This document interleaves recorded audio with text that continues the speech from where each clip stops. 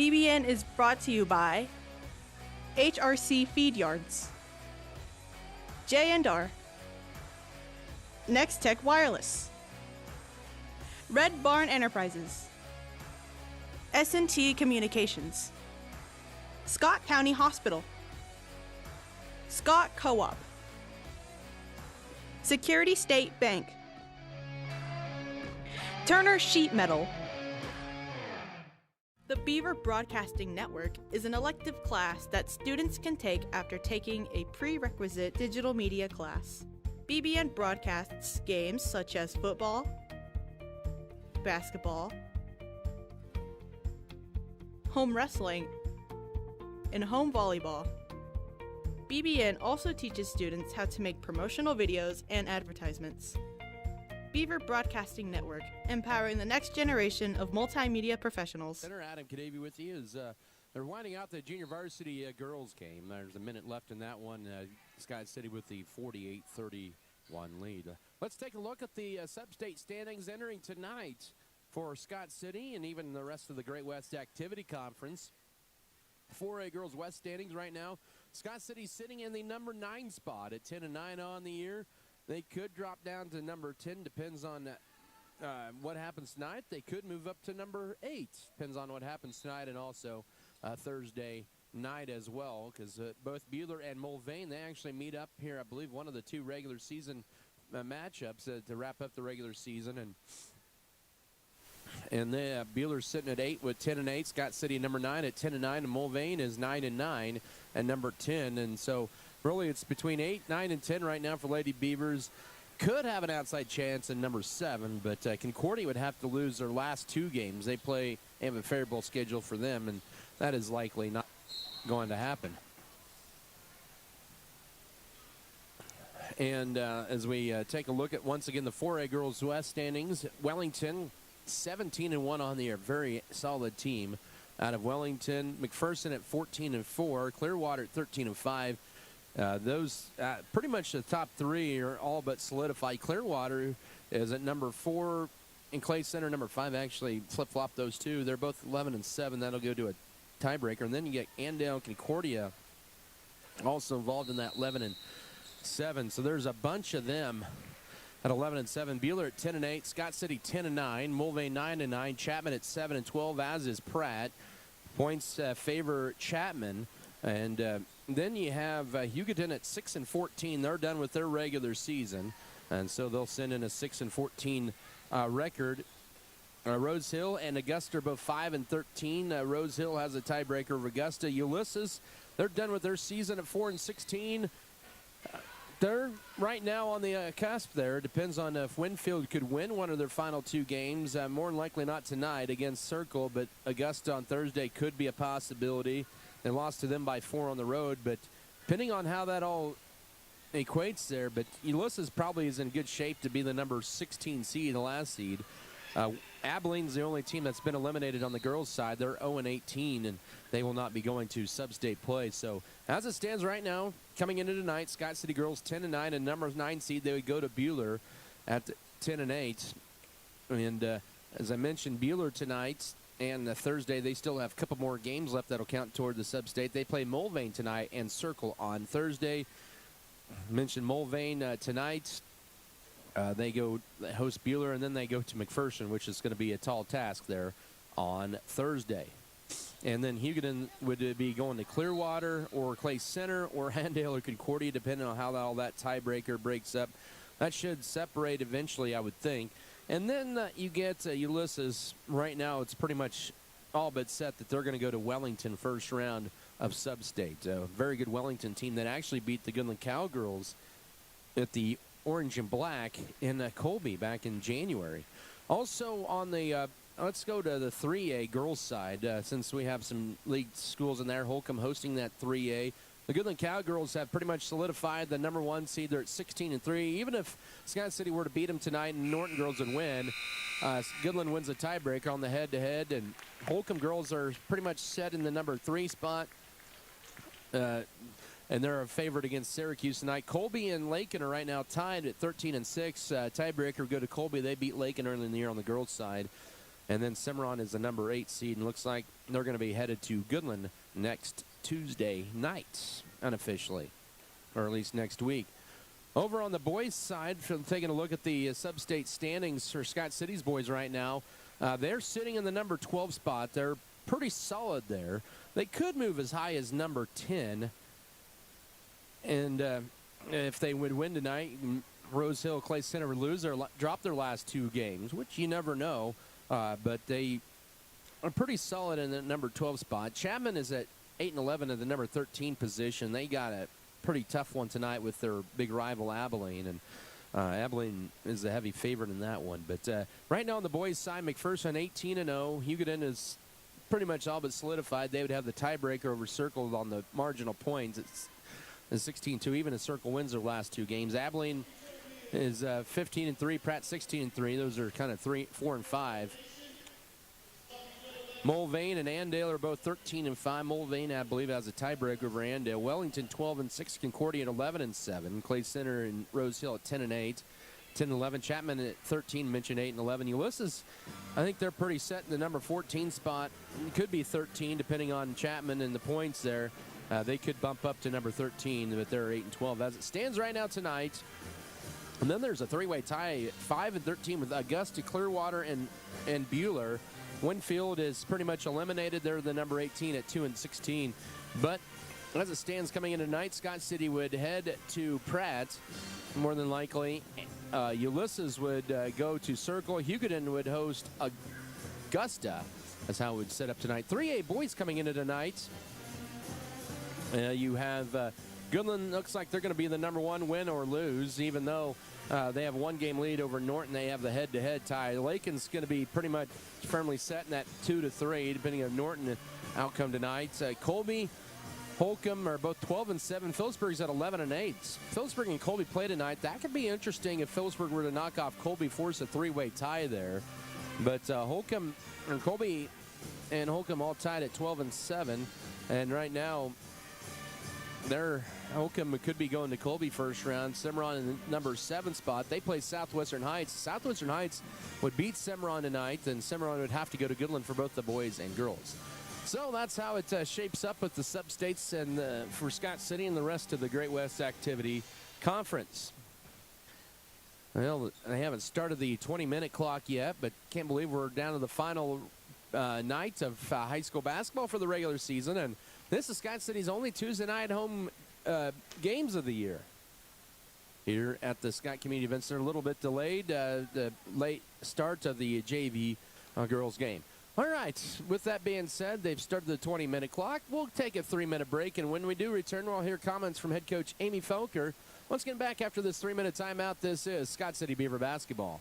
Transform your farm's future with premium hybrids, robust data, and unparalleled expertise from Axis Seed Red Barn. We partner with you to customize a plan featuring industry-leading seed that matches your unique soil and growing conditions, helping you to farm differently and making your operation more profitable. Contact us at www.redbarn.ag to gain access to premium seed proven to outperform. And go Beavers!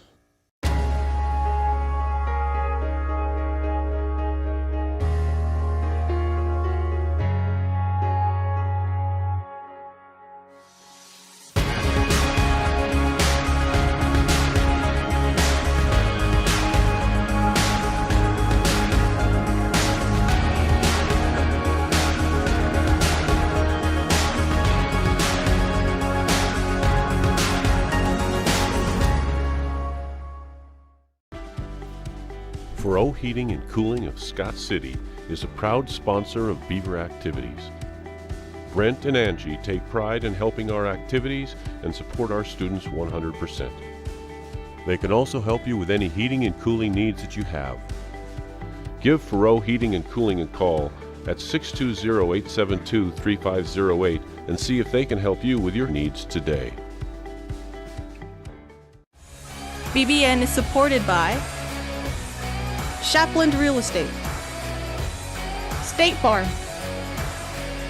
The Original Grande, Bullertson Family Dentistry, Volgamore Family Farms, Western State Bank, Wood River Energy, Scott Community Foundation, Good Anesthesia and Pain Management Services. Let us help you with your banking needs, whether it be setting up a checking account, savings account, CD, or getting a loan for that new vehicle or home you have been dreaming about. Member FDIC, an equal housing lender.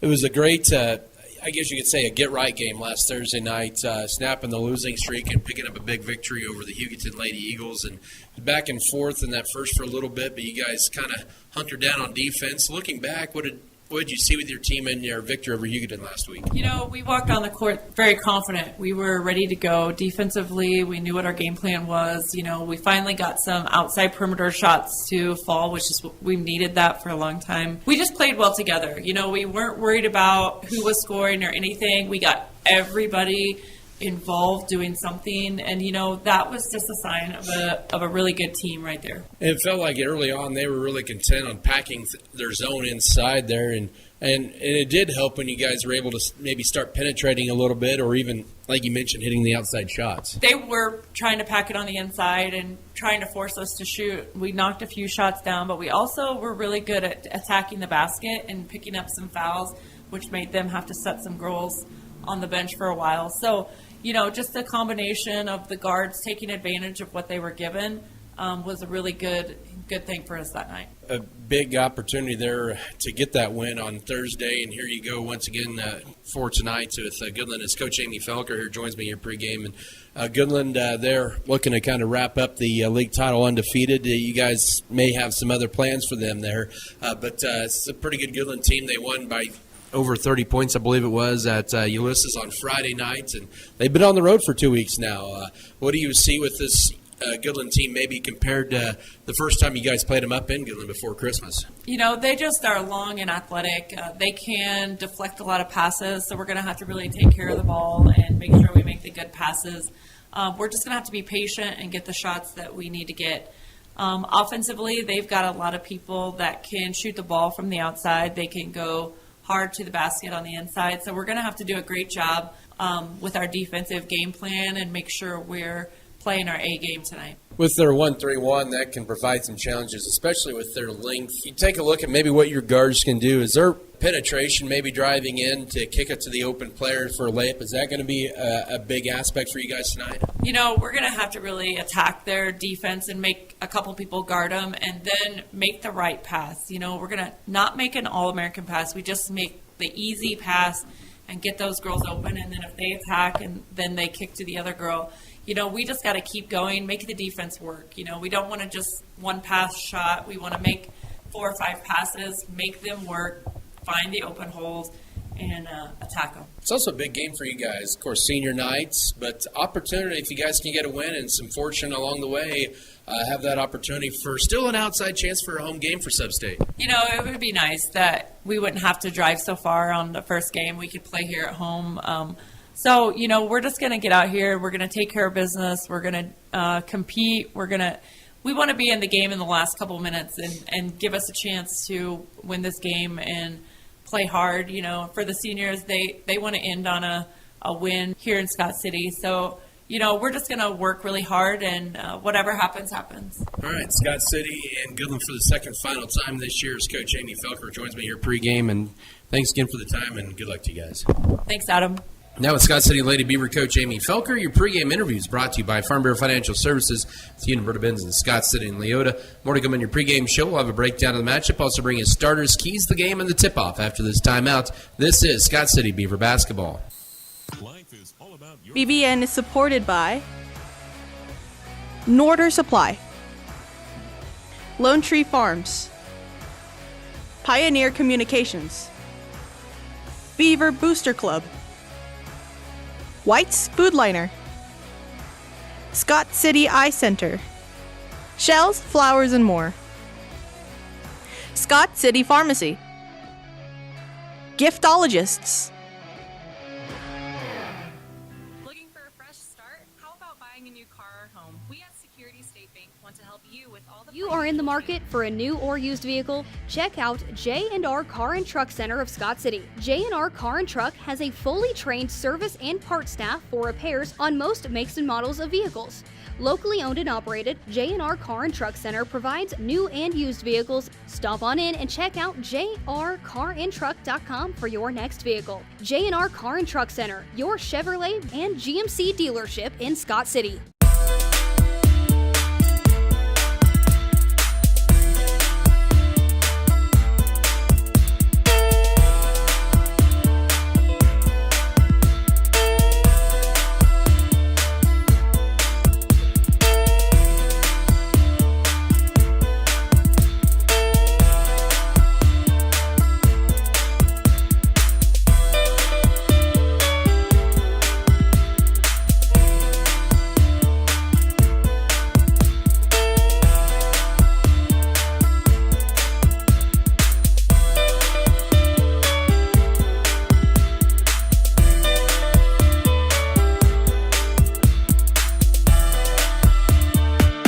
We believe investing in our community is how we make a lasting impact.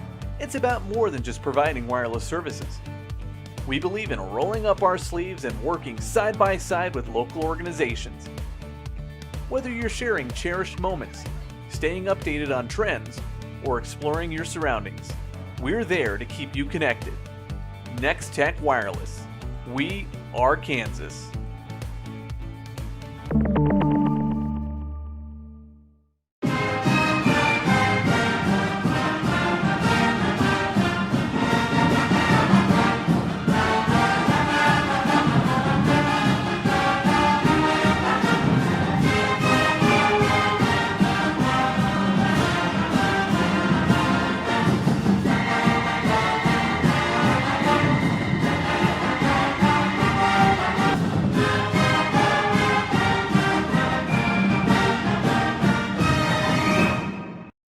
The dedicated team at Norder Supply is passionate about assisting our customers in achieving maximum net return per acre. That is how we define our success. Through unparalleled agronomic advice and best-in-class customer service, you can depend on us to do what is best for your operation. Ask them today about their spot-on service and how it can fill your needs.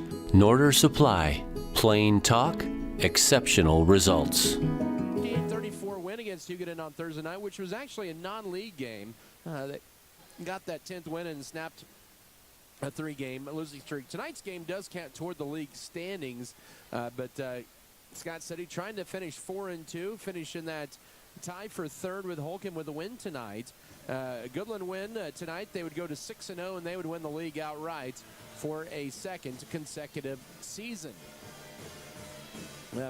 As right now, you have Goodland at 5-0, Colby 5-1, Holcomb 4-2, Scott City 3-2, Huguet and Cimarron, Ulysses all tied for the 5th spot at 1-5.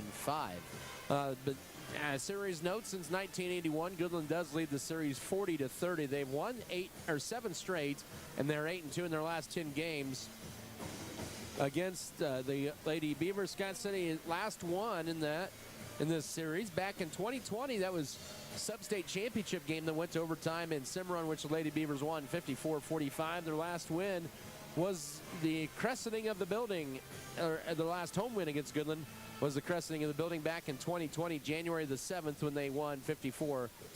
Goodland has won 3 in a row here in Scott City, and they are currently ranked in the top 10 in Class 3. I believe it was number 7 coming into today. Lady Beavers 10-9 on the year. Goodland 16-3. Their losses to Holcomb right before the Christmas break. They also lost to Wellington, one of the top teams in 4A, 51-34. And then they lost to a top team in 2A, one of the top teams in 2A in Hoxie, 49-36. Lady Beavers, much better game on Thursday nights, and I think a lot of it, they needed a kind of a get-right game, a confidence-building type of night, and they did that with their 58-34 win over the Hugoton Lady Eagles. And So far this year, Lady Beavers led by Megan Trout with 10 points a game, 9.2 for Erica Felker, 9.2 for Avery Lewis. And they've had multiple players with leading scoring opportunities. All 8 players scored in the first half. The main 8, I should say, that were in the rotation, they scored on Thursday night in that first half, and that's good to get the balance. And that opened up some lanes there for Scott City, and they shot the ball pretty well. Just 8 turnovers. That was a season low. And 45% shooting and 36 rebounds. A lot of great efforts there. 3 players were in double figures there on Thursday night. For Goodland, they are continuing their hot streak. They have won 17, I'd say make that 16 consecutive conference games. You have to go back to 2022 in January. Their last conference loss, that was to Hugoton in a thriller, and I believe that was an overtime affair, but this team has really picked up from where they left off. Bill Bierman won his 100th game in Goodland on Friday night. In Goodland at Euless is on Friday night, 64-32. He's 137 overall in his 6 years as the Goodland girls coach, and 26-17 in conference play. But they are 5-1 on the road, 9-1 at home, and they've won 5 in a row. They are led this year by Jaxie Mitchek, a 5'9" senior, averages 17.6 points a game. And Haley Blocklinger has really been a big asset scoring this year. She is a senior at 5'10" at 9.5 points a game. And then they've really had some players really step up this year. Marie Martin has come in and averaged 6 points a game. Haley Bierman averages around 5 points a game. This is a team that averages 51 points a game. Scott City averages just under 48 per contest. This is a team that wins a lot with defense. Both teams really play pretty good defense for the most part, but the length of Goodland has continued again this year in their first meeting and really give the Lady Beavers fits back on the 19th of December. It was a big run by Goodland that first half. They really separated themselves in the first and second quarter, and they led big at halftime. Lady Beavers in that game had 20 turnovers. They shot the ball 27% and were 0 of 9 on threes. And so Scott City looking to make this one a good one here tonight. Maybe pull off an upset if things could work out well against a team that's playing pretty good in Goodland. They beat Lakin last Tuesday. They've been on the road for now 2 straight games, and they were at Lakin last Tuesday night, won that game 51-28 in their throwback night. But this is a team that has gotten better at the free throw line, shooting 58%, and they've hit 25% of their threes, as they will be the #1 seed in the Holcomb Sub-State. Scott City right now sitting at the number 9 in their Sub-State. Win tonight could maybe get them in the consideration in tiebreakers if things could work out as well. If Buehler could drop their last 2 games, and also, or maybe go 1-1 in their next 2 games, or if perhaps Concordia drops their last 2 games. There's a lot of different scenarios. Mulvane maybe could be in the mix as well. They're 9-9 on the year, and we'll see how it all winds out here. So a lot of scenarios for Scott City. They could join the 11-win party, move into the top 8, or the loss, they would be at 10-10 and could still be at home at the number 8 seed or be a 9 or 10 seed. If they're a number 10 seed, more than likely they may head to Concordia next Tuesday. So first, the sub-state semifinal for the girls in 4A next Tuesday, by the way, is on Tuesday night. And then the sub-state boys semifinal game is next Wednesday night. And then the sub-state girls championship would be on Friday at the higher seeds. And then the sub-state boys championship would be on Saturday, the 2nd of March at the higher seeds. So that's how it is. A little different from 4A and 3A. To be honest, I'm excited to see how it plays out with the 4A sub-states and stuff, and have a team involved in that. But just kind of watching from the outside in, with Scott City being a 3A for a long time, I like how the 4A, 5A, 6A do it. I think it should be played at every sub-state game be played at the higher seeds. I think that would be appropriate down the road, and hopefully we'll see that change in the future. As the teams are still warming up here, should have a good one here between Scott City and Goodland tonight, both on the girls and boys side. Good crowd here for senior night. Just 2 senior players on the girls side, and the 2 senior managers, and then on the boys, a lot of senior boys for Scott City, and they'll be introduced in between the girls and boys games here tonight. But we're here at game 20. Of course, we got regional or state wrestling coverage coming up Thursday, Friday, and Saturday. We'll do reports from the Tony's Pizza Event Center in Salina, starting in the 9 o'clock hour, both Thursday, Friday, and Saturday. So 3 days of it here. That's a change here this year. Excited to see all 4A boys, 3 2 1A boys, 4 through 1A girls in the same venue this year in 3 different sessions. Thursday, Friday, they'll all be together on Saturday. We'll step aside and take our final timeout here of our pregame. We'll come back with starting lineups. We'll do keys to the game and the opening tip. We'll do that after this timeout. This is Scott City Beaver basketball. Sports have this amazing way of making a positive impact in our community. Whether it's helping children, boosting local economies, or creating role models, that's our goal at American Implement, too. We believe in being a part of the communities we serve by just being a good neighbor. Thanks for being ours. They said this place was too isolated to call home. They said it was too remote to build a community. And then one day, a farmer strung a copper wire from one fence post to another and changed everything. We didn't build the communities of Southwest Kansas. No, we just brought them together.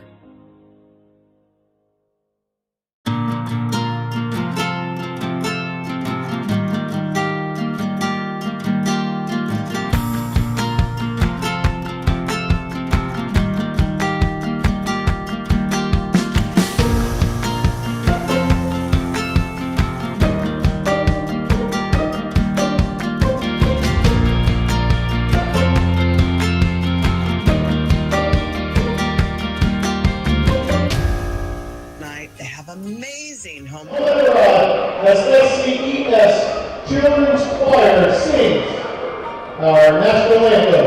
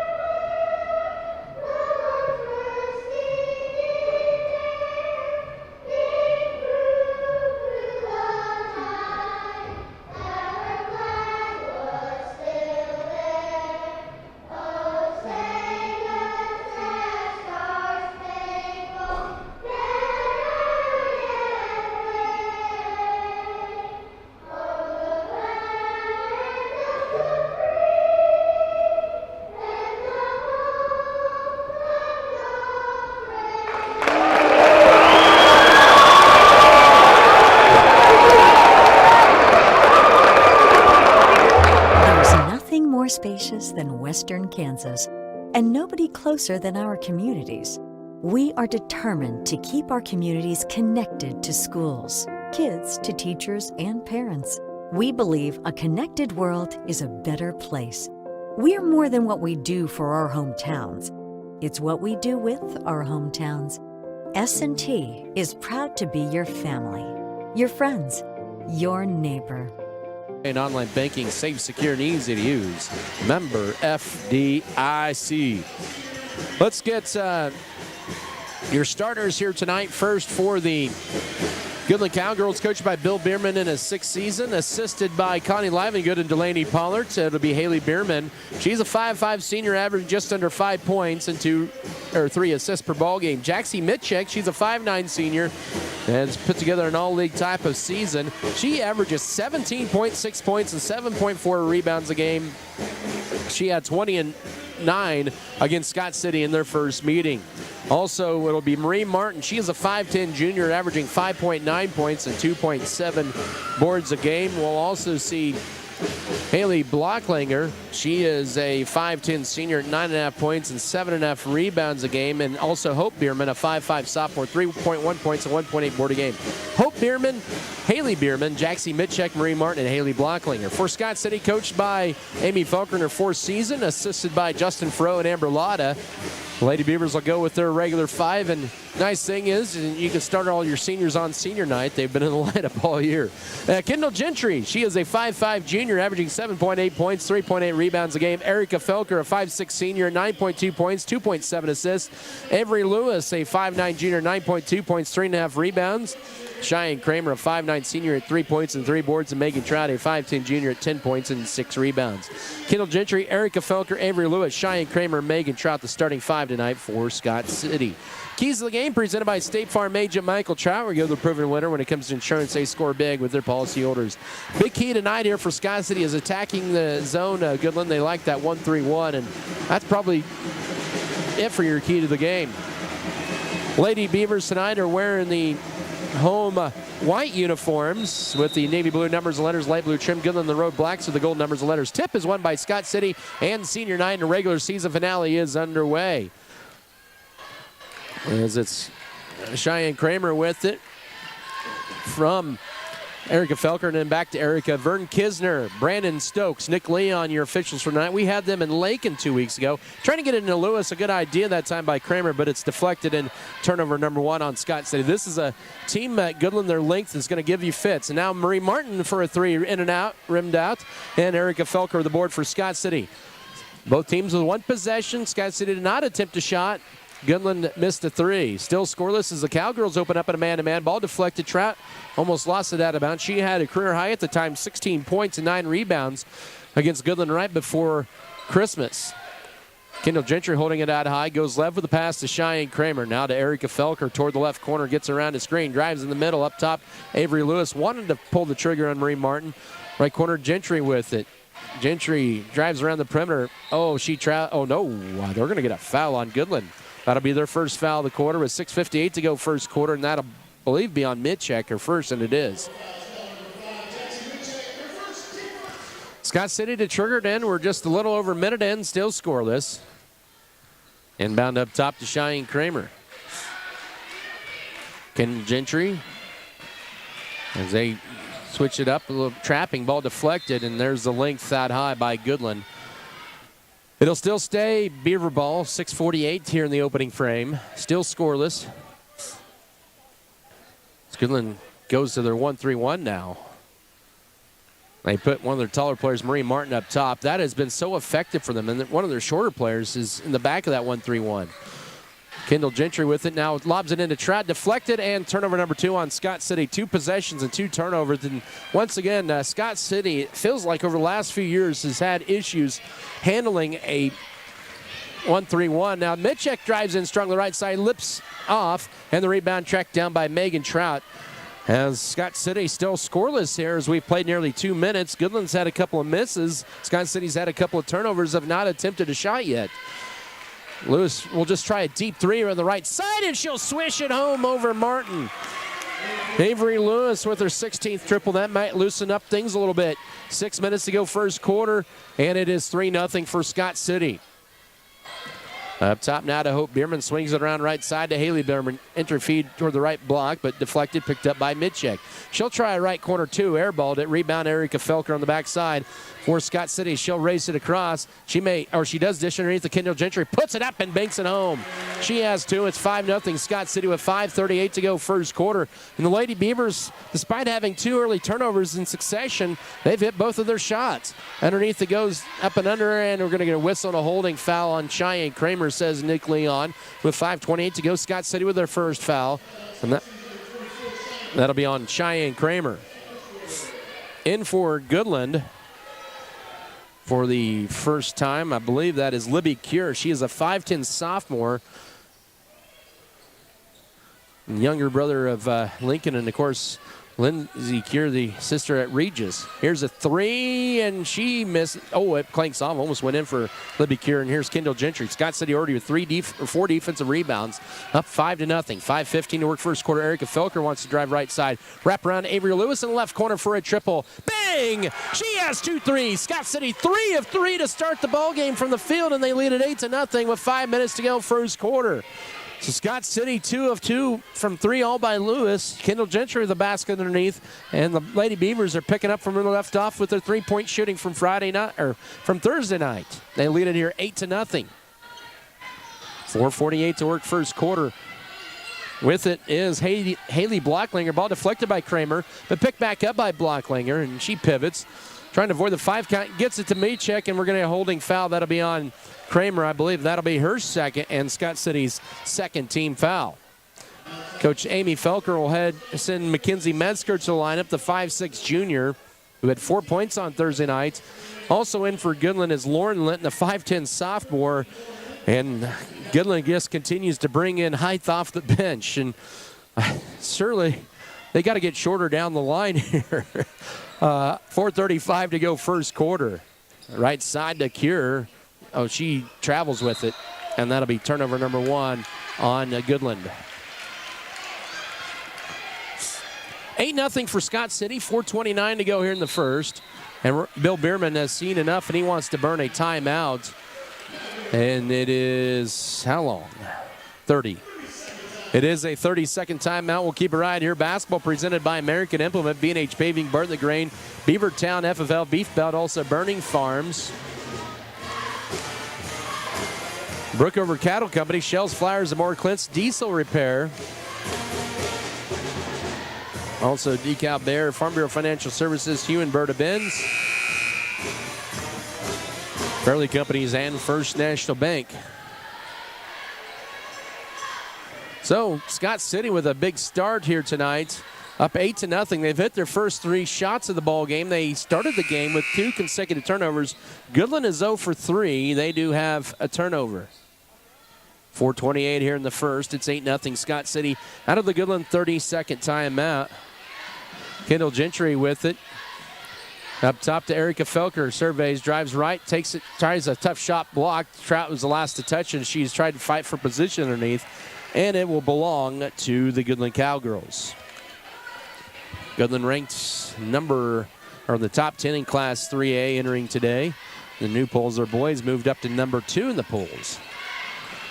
With it, Michek. Good defense by Avery Lewis. Tough shot that time, and then Megan Trout with the board for Scott City.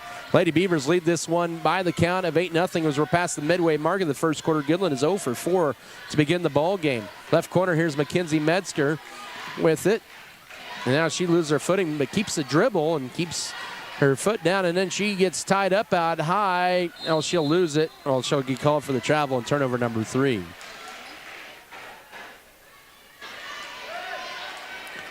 .341 here in the first quarter.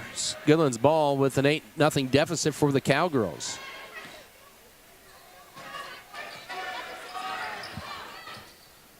With it out high is Lauren Linton. Bullet pass trying to get it to Michek. They're going to say deflected by Scott City, and it will still stay Cowgirl basketball as Coach Bill Bierman subs in at Allie Kerr. She's a 5'6 sophomore. Also back in is Marie Martin. And also Haley Blocklinger back in there for Goodland. By the way, Libby Kerr and Allie Kerr are cousins. 3:31 to go first quarter. And now hitting the deck is Avery Lewis, and that allows a 3 for Martin. That's short. Rebound fought for underneath. We're going to get a holding foul all that on Erica Felker. That'll be her first and Scott City's third team foul. So Goodland's cold shooting continues, and now 0 of 5. They're 0 of 3 on threes. So on senior night, unfortunately for the Lady Beavers, the first 3 fouls belong to the 3 seniors. Martin over Lewis. Tough shot. Gets it to go. Good defense by Avery Lewis underneath, but good play by Martin. 8-2, 3:12 to go first quarter. The only thing is maybe that helped Martin out was Lewis was a little bit pinned too far underneath the basket. That made it a little bit of an easier shot. Scott City trying to get it in, threaded into Erica Felker. Ball deflected out of bounds. It's Chris Irvin and Kaylee Felker enter the game for the first time. Avery Lewis and Megan Trout will exit.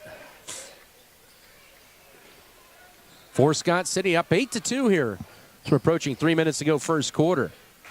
Erica Felker trying to get it in, does so to Kendall Gentry. She's on the left baseline now, gets it out high to Chris Irvin. Goodland back to man-to-man. Left side to Kendall Gentry. Almost had the backdoor cut. Now Gentry up top to Irvin, loses it, but now get fouled as reaching in there is going to be Linton. That'll be her first, and Goodland's second team foul of the quarter with 2:49 here in the opening 8 minutes of play. Coach Bill Bierman will send back in Jaxie Mitchek, who got a brief breather, and Linton will exit, and now Avery Lewis checks back in. So we're seeing a little chess match here being played with the subs as Kendall Gentry exits. 8-2 Scott City. They hit their first 3 shots. They're 3 of 4. Just to avoid the 5 count. Now Erica Felker with it, weaves her way around, goes left side. Here's Chris Irvin. She'll drive the left baseline, cut off, though, by Haley Bierman up top to Avery Lewis. Back to Irvin. She has 2 threes and 6 points as Lewis, and then a deflection on a bad pass, and Scott City with turnover number 4. Underneath, wide open is Blocklinger behind the Scott City defense, and she'll score. Amy Felker wants a 30-second timeout as Goodland has scored the last 4. With 2.5 to go first quarter, it's 8-4 now for Scott City. So both teams have burned a 30-second timeout here in this opening period.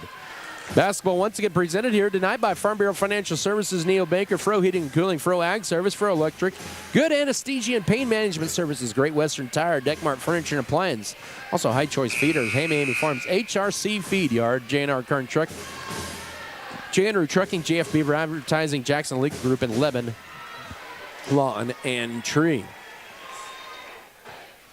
8-4 for Scott City. Lady Beavers scored the first 8 points thanks to back-to-back Avery Lewis threes and then a Kendall Gentry basket in there as well. Goodland with 4 in a row baskets by Marie Martin and Haley Blocklinger. Out of the timeout, it's Lady Beaver ball. They lead at 8-4. Under 2.5 now to go first quarter of play. Felker to take it across the 10-second line. Crosses over, dribble, goes to her left out high. Dribbles behind the back, goes right now to Avery Lewis. Lewis dribbles behind now, right side out high. Trying to lob underneath. Here's Erica Felker. Goes up a lot of contact. Couldn't get it to go. And the rebound to Jaxie Mitchek for Goodland. So Scott City up 8-4, but Goodland quickly back the other way. Stripped out of there by Felker. Oh, we're going to get a hack instead. Interesting call there, I'll say that. We're going to get Mackenzie Metzger with a foul. That was very close to being a second foul on Erica Felker.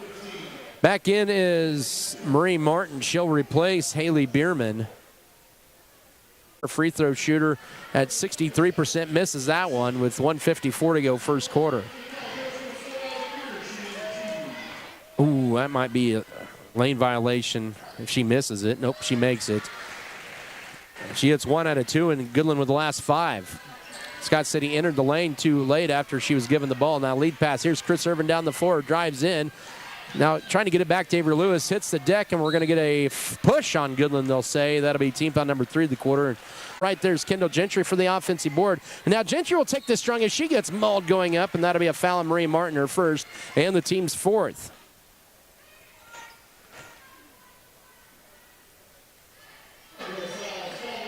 So Kendall Gentry to the line where she has 2 points already. She had 6 points in the first meeting back in December. Her first free throw rimming in and out. Scott City's a team 59%, Gentry 60% on the year. The minute 25 here in this opening period. Second free throw coming up. It's a back iron and gets a nice bounce. She has 3. And it's now 9-5. 1:24 to go first quarter. Nearly a 4-minute scoring drought for Scott City after they hit their first 3. We're going to underneath here is a tough shot. No, that time for Haley Bierman. But the rebound and the follow no by Libby Keir. And then rebounded, and Blocklinger can't get it to go. And a couple of missed opportunities for Goodland. Scott City with it with Erica Felker. Already her 3rd rebound of the quarter. Final minute of this one.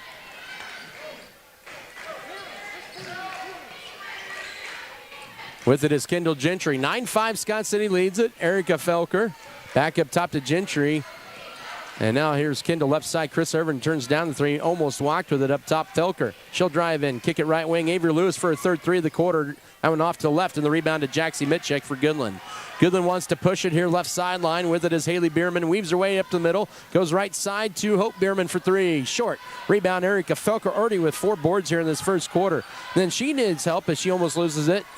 20 seconds to go first quarter in transition. Irvin bank shot, little strong that time, and then saved into play, but right to Scott City, and Avery Lewis scores it and is fouled. Good job that time after the save, right into the hands of Chris Irvin to Avery Lewis, who has 8, and it's now 11-5 with 14.8 to go first quarter.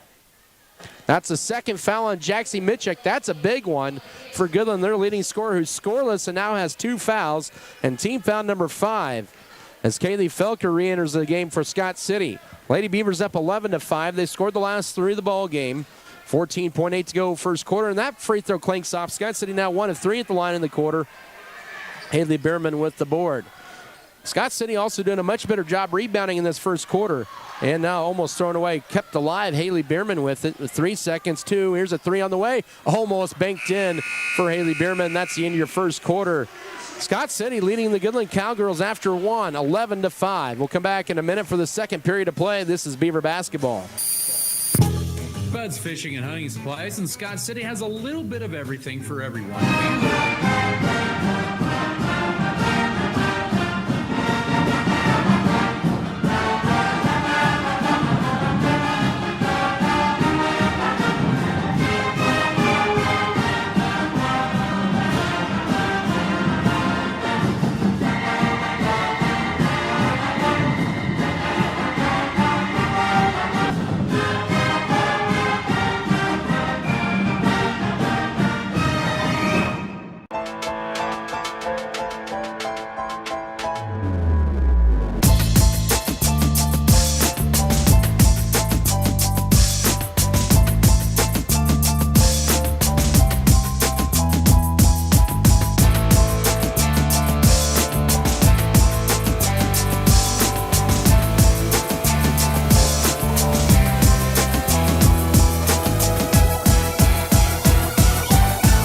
Sitting shooting 4 of 7. Goodland just 2 of 10 in that first quarter. Lady Beavers with a big lead here, 11-5 over the Goodland Cowgirls as we're 8 minutes in. And it'll be Goodland Cowboy basketball. Scott City led by Avery Lewis with 8. Kendall Gentry has 3. Goodland had 2 each for Marie Martin and Haley Blocklinger, and 1 for Allie Kier. That's all the scoring for Goodland. Both teams struggling at the line. Scott City just 1 of 3. Backdoor cut, and that was a good defensive play. Gentry forcing that, knocking it off the knee of Haley Bierman. That's just the second Cowgirl turnover. Goodland coming in ranked number 7 in the latest KBCA polls in 3A. As they'll apply full court pressure, Avery Lewis just gets it into Erica Felker to avoid the 5 count. Lead pass down the floor, retrieving it. Here's Megan Trout in the left side to Kaylee Felker. Bank shot, yes! Kaylee Felker with 2, and it's 13-5 with 7:33 to go first half. So Scott City with a 5-0 run that countered Goodland's 5-0 run in the middle of the first quarter. They're back up by 8. Trout deflects the pass, trying to get it into Haley Blocklinger. It still stays with the Cowgirls with 7:23 to go first half. Big thing is Scott City can break their full court pressure and get down court. They could have a lot of layup opportunities. Up top to Hope Bierman. Now works it over to Haley Bierman. They'll go right side. It's to Libby Kier. Drives the right side. She'll lose it out of bounds. And that'll be turnover number 3. Goodland, back-to-back turnovers begin the second quarter. And Coach Bill Bierman sending Jaxie Mitchell in with her 2 fouls. Marie Martin also enters. That'll be Lauren Linton as well as Libby Kier. 13-5. Scott City leads it with the ball back. 7:16 to go first half. They get it in. It's back with it is Avery Lewis from Erica Felker. Back to Felker. She'll take it across the 10-second line. Lobs it into Trout, and we're going to get a hold. And if that's on Mitchell, that's her 3rd foul. Ooh, my, it is. I'll say that's an interesting call. And he just got Bill Bierman just got a bench warning as he is frustrated with the call. He'll send in Lauren Linton in to replace Mitchell, and she's going to be on the bench for the last 7 minutes of this first half with 3 fouls. 7:07 to go second quarter. Felker with it, gets it to Avery Lewis, who looks to drive in, pivots. Now back to Trout. May have gotten away with the walk, and then she's going to be tied up. It'll still stay Lady Beaver basketball. The 7:02 to go first half. Everybody's going down the wrong end of the court. Goodland had the ball to begin the second quarter. There were no tie-ups in the first quarter. Erica Felker to trigger it in. 13-5, Scott City leads. First minute of the second quarter. Up top, it'll go to Kendall. Oh, with her hands, it still can be tracked down by Gentry. It wasn't an over and back because they didn't have full control of the ball. Goodland fans irate about it, but that was the right no call. Avery Lewis will skip it left side to Erica Felker. Looking to drive in now to Kendall Gentry. Gentry holds it, 6:45 to go first half underneath the Lewis to traffic, and then it's knocked away, but throwing it up was Trout, and the rebound in the hands of Haley Blocklinger for Goodland. Goodland weaving the way into the front court here, and driving in. Here's a layup, no, and a foul. That'll be on Kendall Gentry, her first, team's first of the second quarter, as Haley Bierman went downhill in a hurry, and she'll have 2 free throws.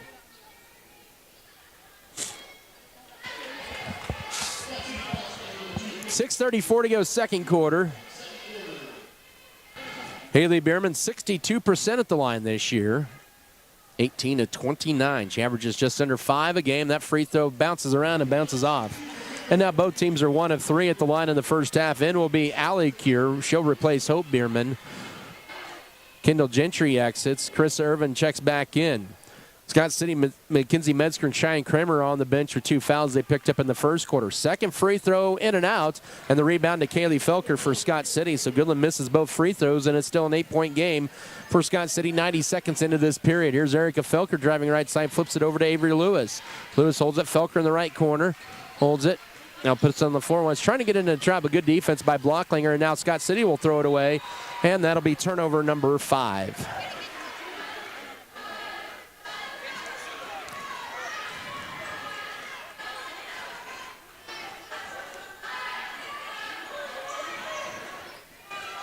(13-5) is your score. Goodland has not scored in the last 5 minutes, or make that 4 minutes. Let's see here, 154 and 2 have be about the last 4 minutes, but the 3 is short.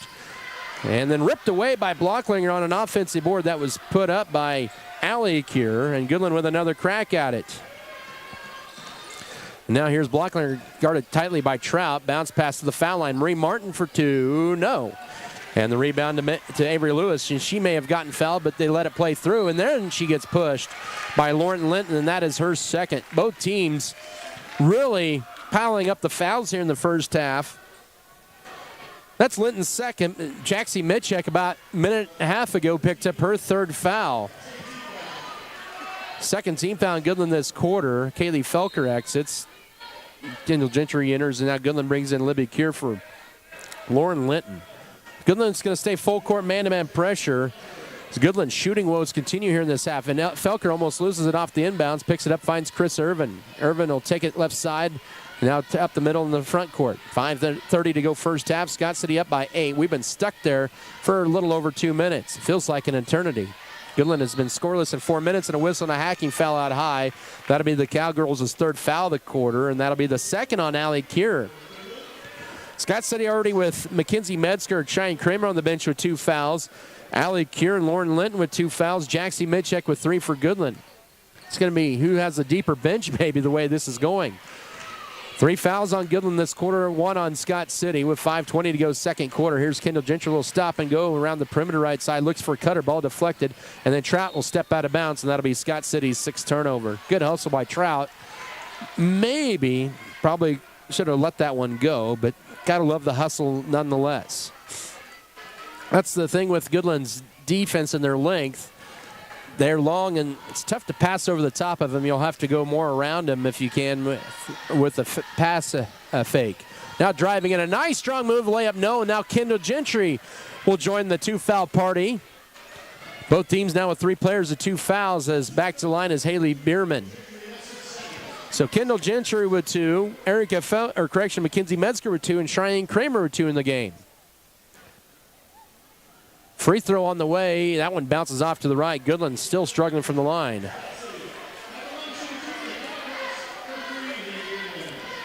Kaylee Felker back in.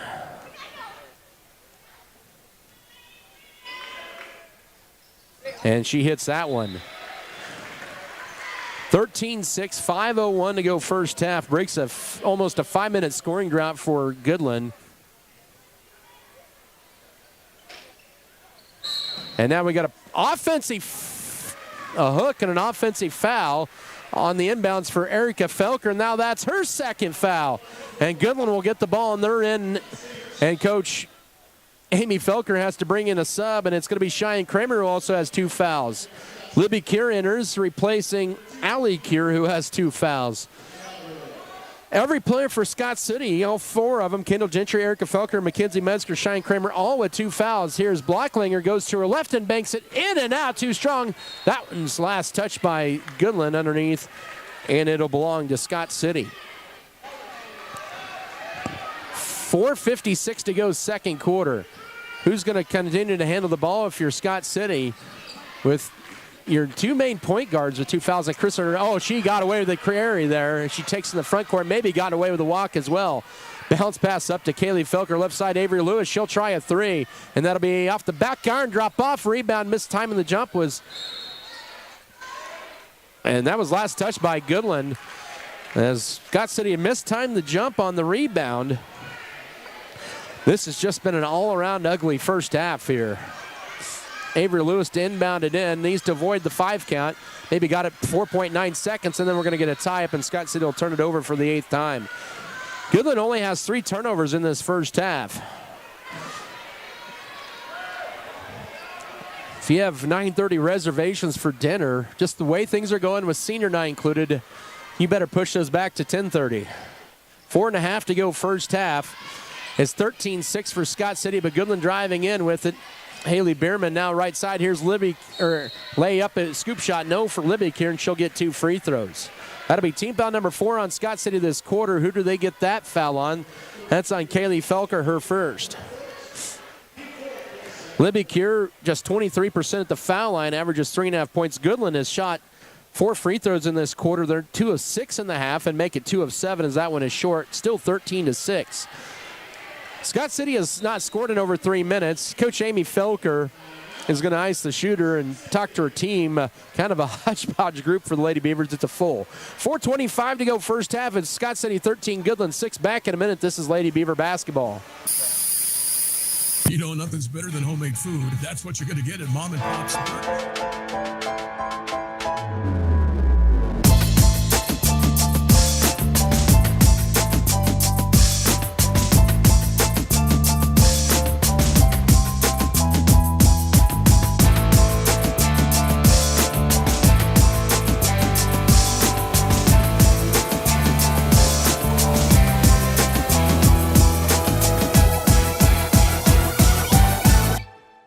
Scott City Eye Center has been a leading provider of optometry services and vision care products in the Scott City community since 1999. Our experienced eye doctors offer comprehensive vision examinations that our Scott City Optometry office specializes in the diagnosis and treatment of a wide array of eye diseases, conditions, and problems. We use advanced diagnostic technology, and we are committed to improving the quality of life. Give yourself the gift of clear vision by scheduling an appointment with Dr. Joshua Gooden OD today. Mix 94.5 KSKL Scott City, powered by Wheatland Electric, committed to improving the lives of their members and the community they serve. Wheatland Electric, delivering energy for life, a Touchstone Energy cooperative. Back here inside the Scott Community Events Center, the free throw is no good. That should have been a rebound, Goodland. That should have been just that was the second free throw, but yeah, Goodland it's been a wild first half, so I was thinking that was just the first, but it was the second. Goodland with another opportunity after Libby Kier missed the second. It's been a long first half, 4 minutes to go, 13-6. A lot of fouls called, a lot of turnovers both sides. Marie Martinet, she travels with it as her footing slipped for Goodland's 4th turnover. And now Piper Fox has been called into duty for the first time as she'll replace Megan Trout. She's a 5'11 sophomore. So Lady Beavers with a 13-6 lead. They have not scored in 4.5 minutes, but Goodland has only scored 1 point in this quarter. Inbound into Kaylee Felker, gets it back to Avery Lewis. Now lead pass deflected, but picked right back to Lewis. That kind of worked for herself. She uses up her dribble, finds Kaylee Felker out top with the defense or with the ball guarded by Haley Bierman. Now here is Avery Lewis trying to drive to right, goes to her left. She'll take it all the way left. Shot good. She uses a little English for her 10th point. 15-6 with 3:38 to go first half, and Scott City breaks their nearly 4-minute drought, and they have their largest lead of the half at 9. Libby Kier with it up top to Hope Bierman. Hope with it guarded by Avery Lewis. Goes right with a pass to Marie Martin. Martin back up top to Haley Blocklinger. She'll go to her left and then holds up out high. And now with it is Libby Kier. Ball fake. Drives in over Kaylee Felker. Line drive. No. Avery Lewis collects the board for Scott City. It has been a ice-cold shooting first half for the Cowgirls. They only have 2 field goals in the first 13 minutes of this ball game. The ball poked out as Megan Trout set to return. Scott City, 2 field goals in this quarter, 6 for the half. They lead at 15-6 with 3:03 to go second quarter. Lewis to inbound it, looking for a little motion from the offense to inbound it in. She just gets it into Kaylee Felker. Holds it. Has a count on her. She'll have to put on the floor or do something here soon, and she does so to Avery Lewis, who gets it stripped. That went off her leg and out of bounds, and that'll be Scott City's 9th turnover. Goodland's going to hang around with their defense. They're a very defensive-minded team still. That's one thing that has not gone away from last year to this year, even though they had the offense. Scott City's played some pretty darn good defense themselves here in this first half. We have a timeout on the floor. The 30-second timeout taken by Coach Bill Bierman with 2:46 to go here in this first half, so he's burned all of his 30-second timeouts allotted. Both teams have burned 2 timeouts in this first half. It's 15-6 for Scott City. They have outscored Goodland in the second quarter 4-1. Goodland has 4 turnovers. Scott City has 9. Both teams shooting the ball cold here in this first half, especially Goodland. They've not had a field goal. You have to go all the way back to the 2:30 mark of the first quarter. That's their last 2 points have come from the line. Goodland has not had a field goal in nearly 8 minutes.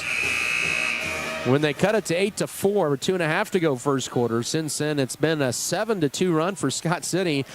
Scott City has not been able to expand on their lead. They've turned it over a lot, 9 times in this first half. They have 4 fouls this quarter. Goodland has 3. 2:40 to go second quarter. Out of the timeout. It's Goodland's ball down 9, 15-6. Left side it goes to Kier, now left baseline. Back up top, ripped out of there by Felker. Erica Felker. She's back in there, 2 fouls. And Scott City goes to kind of a zone defense. Kendall Gentry also back out there, 2 fouls. 4 of the 5 starters right baseline. Short for Maureen Martin. Had a good look, but the rebound to Scott City. That was Lewis with the board. Here's Lady Beavers with the ball up by 9 as we approach 2:10 to go first half. Almost high for Gentry, but she reels it in. She has some hops there and now almost draws a foul on Blocklinger up top. Piper Fox trying to get it in, and then they're going to get a turnover and a pushing foul on Piper Fox, and that'll be her first. Scott City's 10th turnover. And that'll send Goodland to the foul line with 2:06 to go first half. Well, they'll have free throw attempts. 7 and 8 of the quarter, excuse me. And that'll be Libby Kier, who's on that top of that defense. Goodland is on about a 3-minute scoring drought. Haley Bierman with the only point of this quarter, and Libby Kier cannot hit that one as Goodland is just 1 of 5 in this second quarter from the line, 2 of 7 for the ball game. 2, 4, 6, that's not right. 2 of 9 in this half, excuse me. And 2 of 10, that one off to the left, but good hustle by Haley Blocklinger with her 3rd rebound of the game, and she gets it up top. Now to Libby Kier, back left out high to Bierman. She'll go to the top. In between the rings, 2 minutes to go first half. Skipped over right side, Hope Bierman with it. She does have 7 threes, and now driving in here's Kier over Trout. That one will sneak in for her first basket. 15-8, first field goal for Goodland in over 8.5 minutes. 1:50 to go here before halftime. As Goodland has cut the deficit to 7. Here's Kendall Gentry looking for a cutter. Goes right side to Erica Felker. Trying to get it into Trout, who's scoreless. Drives to her right underneath. Now she's double teamed, and she loses it off her leg, and that'll be Scott City's 11th turnover. So that was a good trap on the baseline by the Cowgirls as Shia Kramer returns to the lineup and in for Piper Fox here with 94 first half seconds to go. It was tough for shooting as Goodland has had in the first half. The Lady Beavers have not helped themselves out trying to expand the lead. 15-8 your score. They've had some opportunities, but too many turnovers have left Goodland back in this game. Here with a minute 20 to go first half. Scott City in a zone here up top. Haley Bierman goes left over to Libby Kier. Libby back up top to Haley. Minute 12 to go second quarter, right wing over to Hope Bierman. Now up top to Cure. She'll drive in, give it, or to Bierman, goes to Hope Bierman. Back to Haley Bierman. The sisters with the ball now left side. Ripped out of there by Kramer. Almost picked up foul number 3. Libby Cure skip it over right side. Hope Bierman catches it. 55 seconds now in the paint. Jumper up. Banked in by Haley Blocklinger. She has 4. And Goodland with 4 in a row. They're back to within 5 with 48 seconds to go here in the first half. Scott City on a 3-minute scoring drought. They've seen their 9-point lead down to 5 as Erica Felker brings it across. Avery Lewis up top. Now Shiny Kramer left corner 3. Good! Oh, what a big 3 for Kramer. Her 10th of the year on senior night. It's 18-10 with 30 seconds to go first half. She's the 4th Lady Beaver to score. Scott City needed a big point, and they got their 2nd triple of the half. Make that their 3rd triple of the half. 20 seconds to go. Scott City's led by as many as 9. They lead by 8. Cure with it. Back up top. Now they're working in the paint to Marie Martin. She's double teamed. Now to Libby Cure for an answer back 3. New strong rebound into Avery Lewis with 10 seconds. And Scott City with now Erica Felker, and she gets bumped. That's Goodland's final foul to give. And really, for Goodland, that's really not a bad foul. Out of all the fouls here, that's their first, and that's just their 4th team foul of the second quarter. Hope Bierman, one of the players that have fouled, not in foul trouble. As Avery Lewis to inbound at right corner to Erica Felker with 5 seconds, held it and then almost reach in. Now they'll skip it, throw it away to Marie Martin, and they won't get a half-court heave up. Scott City has 12 turnovers, but they lead by 8 at the break. They go on a 7-5 run in the second quarter to lead at 18-10 here at intermission over the Goodland Cowgirls. Back in 3 minutes for your halftime show. This is Scott City Beaver basketball. Your local community foundation, we are dedicated to preserving local wealth so the communities in and around Scott County will forever remain an attractive place to live, work, and raise a family. We respond to the needs of our community through grant making, scholarships, and other special projects. To learn more, visit us online at scottcf.org.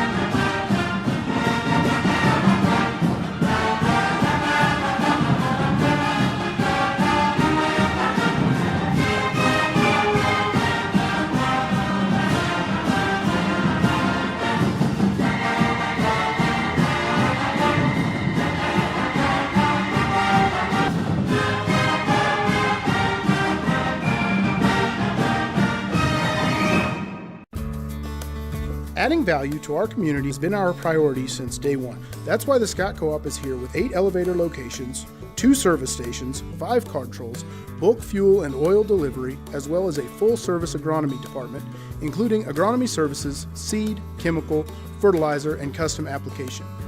Visit us online at scottcoop.com or download our app for more information. Scott Co-op is a proud supporter of our local communities. For exceptional service in real estate, put Stephanie Shapland at Shapland Real Estate to work for you.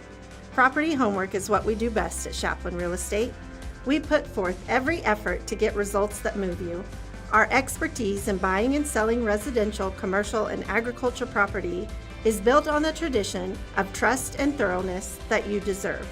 Shapland Real Estate takes pride in our community and in cheering on our students in all that they do. Give Shapland Real Estate a call or visit our website today. At American Implement, we know that our farmers and ranchers are getting up and going to work every morning to provide food, fuel, and fiber for the world. And even though time and technology keeps us constantly changing, one thing will always remain the same. We promise that we'll continue working right beside you. We appreciate all that you do for our country and our communities. From all of us at American Implement, thank you. And may God bless the American farmer and rancher.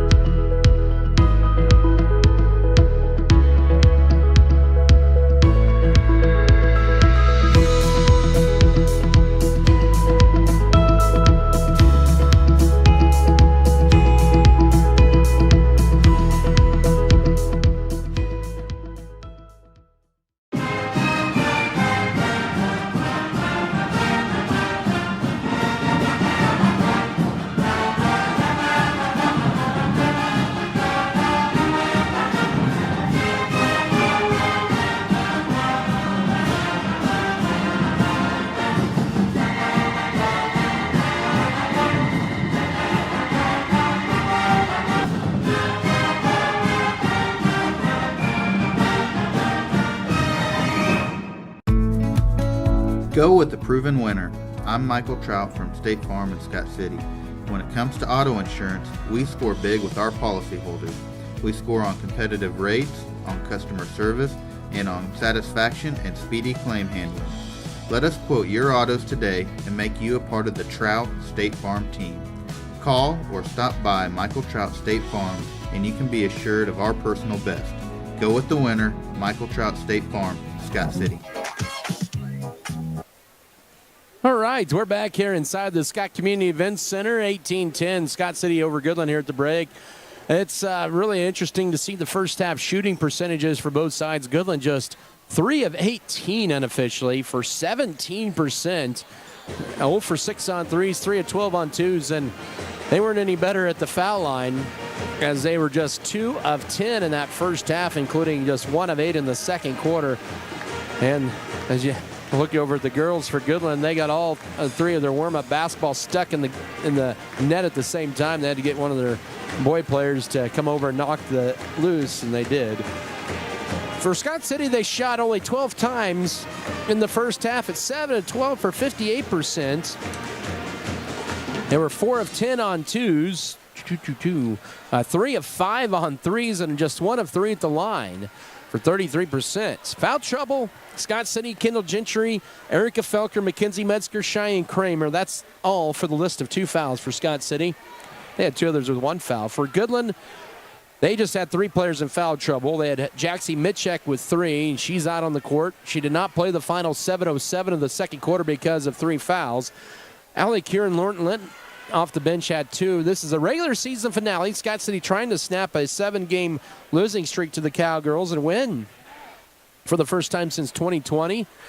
Goodland trying to get to 17-3 and complete their second straight undefeated slate through GWAC play. Avery Lewis to inbound it into Erica Felker. Third quarter officially underway with Erica Felker, Kendall Gentry, Megan Trout, Cheyenne Kramer, Avery Lewis for Scott City. For Goodland, it's Maureen Martin in there. Also Haley Bierman, Hope Bierman, Jaxie Mitchek, and Haley Blacklinger. Here's a Kramer straight line 3. No rebound. Megan Trout goes to her right. Will get tied up, going up, and that'll be Goodland ball in the possession arrow. It'll be Scott City's 13th turnover.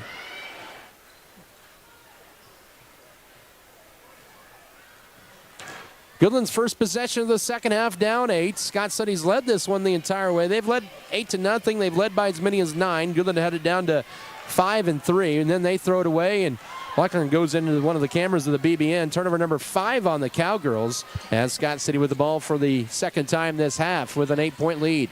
Kendall Gentry holds it. Into Avery Lewis, short corner, trying to get into Megan Trout, trying to go over the top of Mitchek.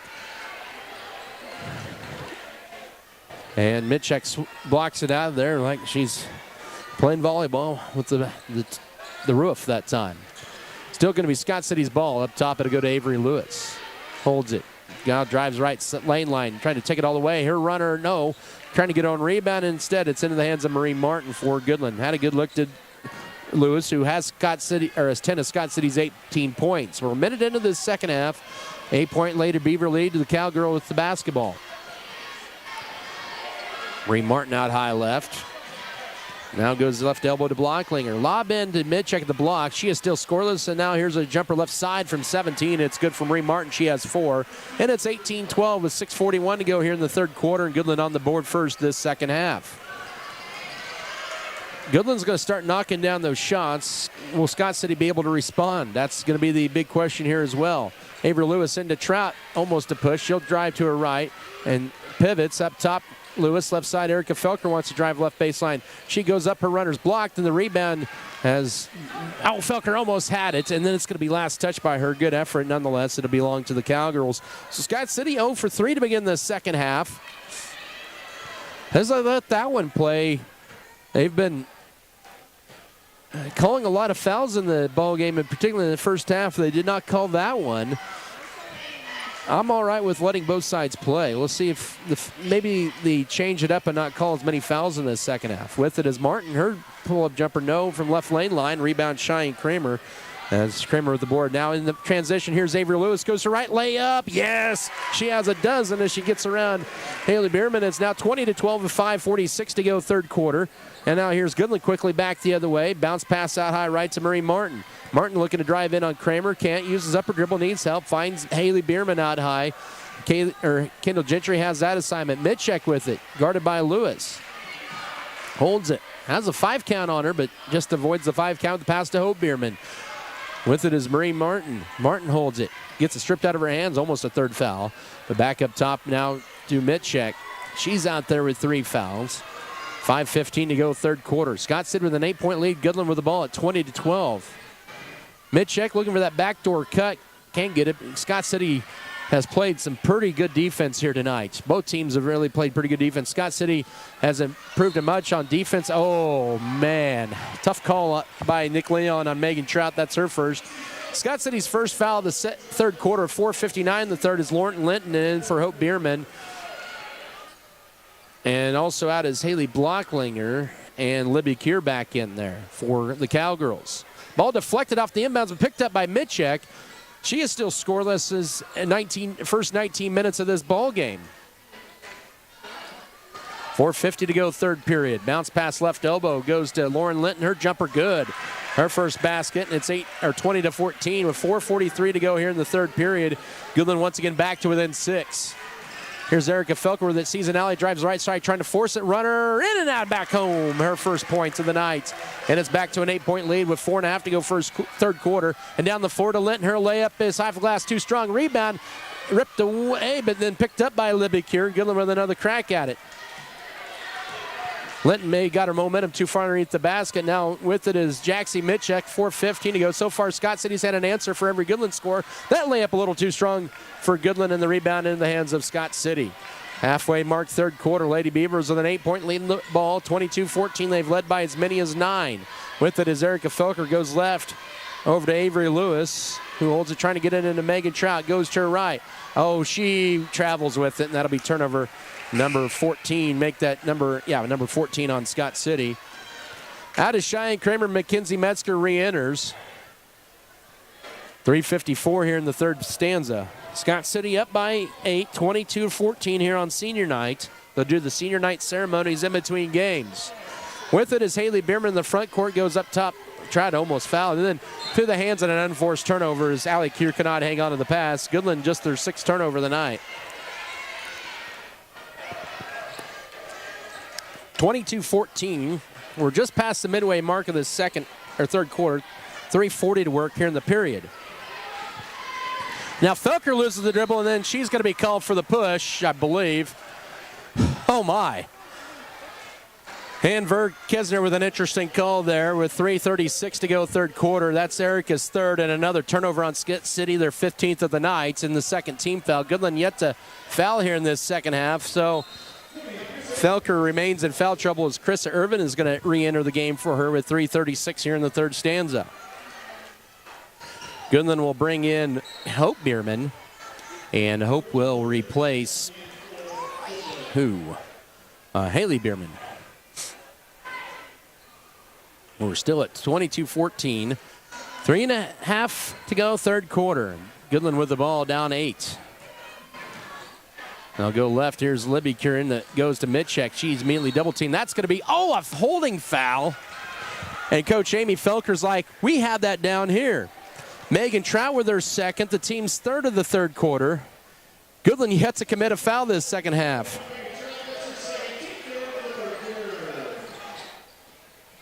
Underneath, here's Mitchek. Her shot is blocked in the rebound. Chris Irvin gets held, but no foul call. Oh, my.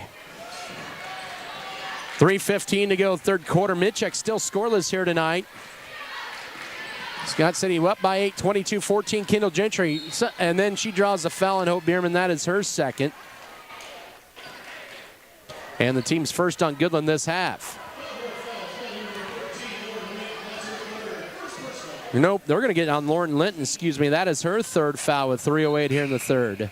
As back in for her will be Haley Blocklinger.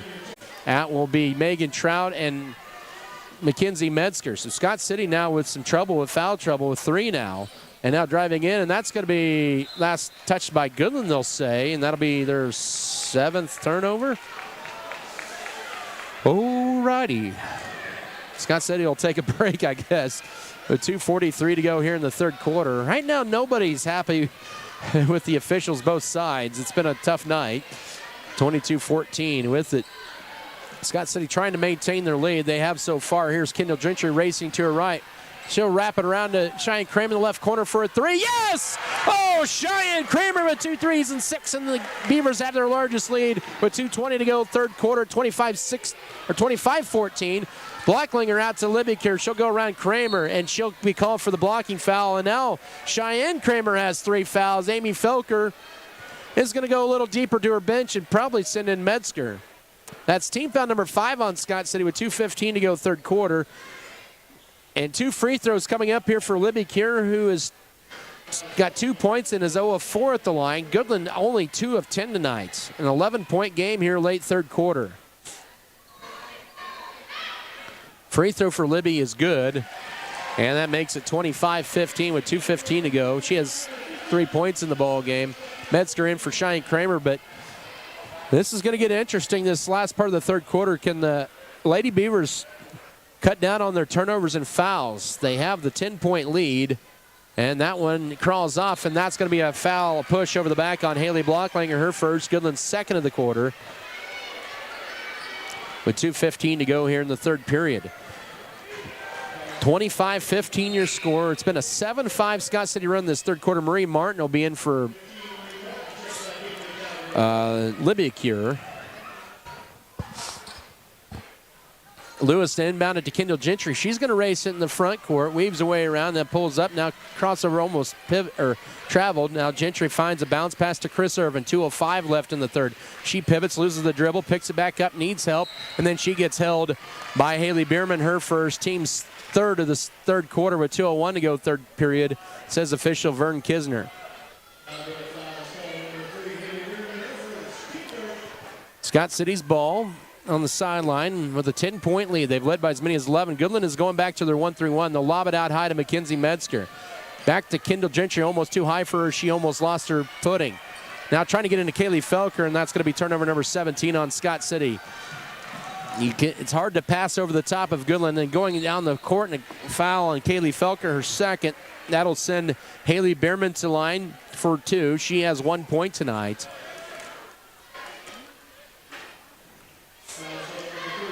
.148 here in this third quarter. Haley Bierman 1 of 4 from the line.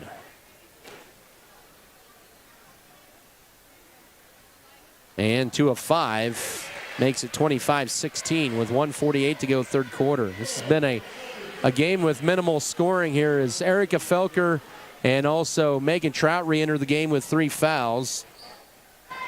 As Haley Bierman will have another free throw opportunity here. Scott City lead at 9, and now 8 as Bierman hits them both. 25-17, they've scored the last 3, all at the line. Ball deflected and stolen away by Goodland off the inbound jumper. No, that time in the rebound, we're going to get ripped away by Goodland. Blocklinger ripped it away from Scott City, and Martin, no. Rebound Goodland underneath, and Hope Bierman with another crack at it for the Cowgirls. They had 2 offensive boards there after the Scott City 18th turnover. Here's Mitchek, lobs it into Blocklinger, goes around Trout, bank shot good, and Goodland with 5 in a row, and they trail 25-19 with 1:28 to go third quarter. Goodland wants a 30, but I believe they can only do a full. We'll come back in a minute. This is Scott City Beaver basketball. The world needs more farmers. People who know the land. People who support rural communities. People who are as diverse as each acre they care for. But unless you've been born and raised on a family farm, it's nearly impossible to become a farmer. That's why we are building a team of people from our hometown and across the world to do what they love. We are not just a family farm. We are a multi-family farm. We are Volgamore Family Farms.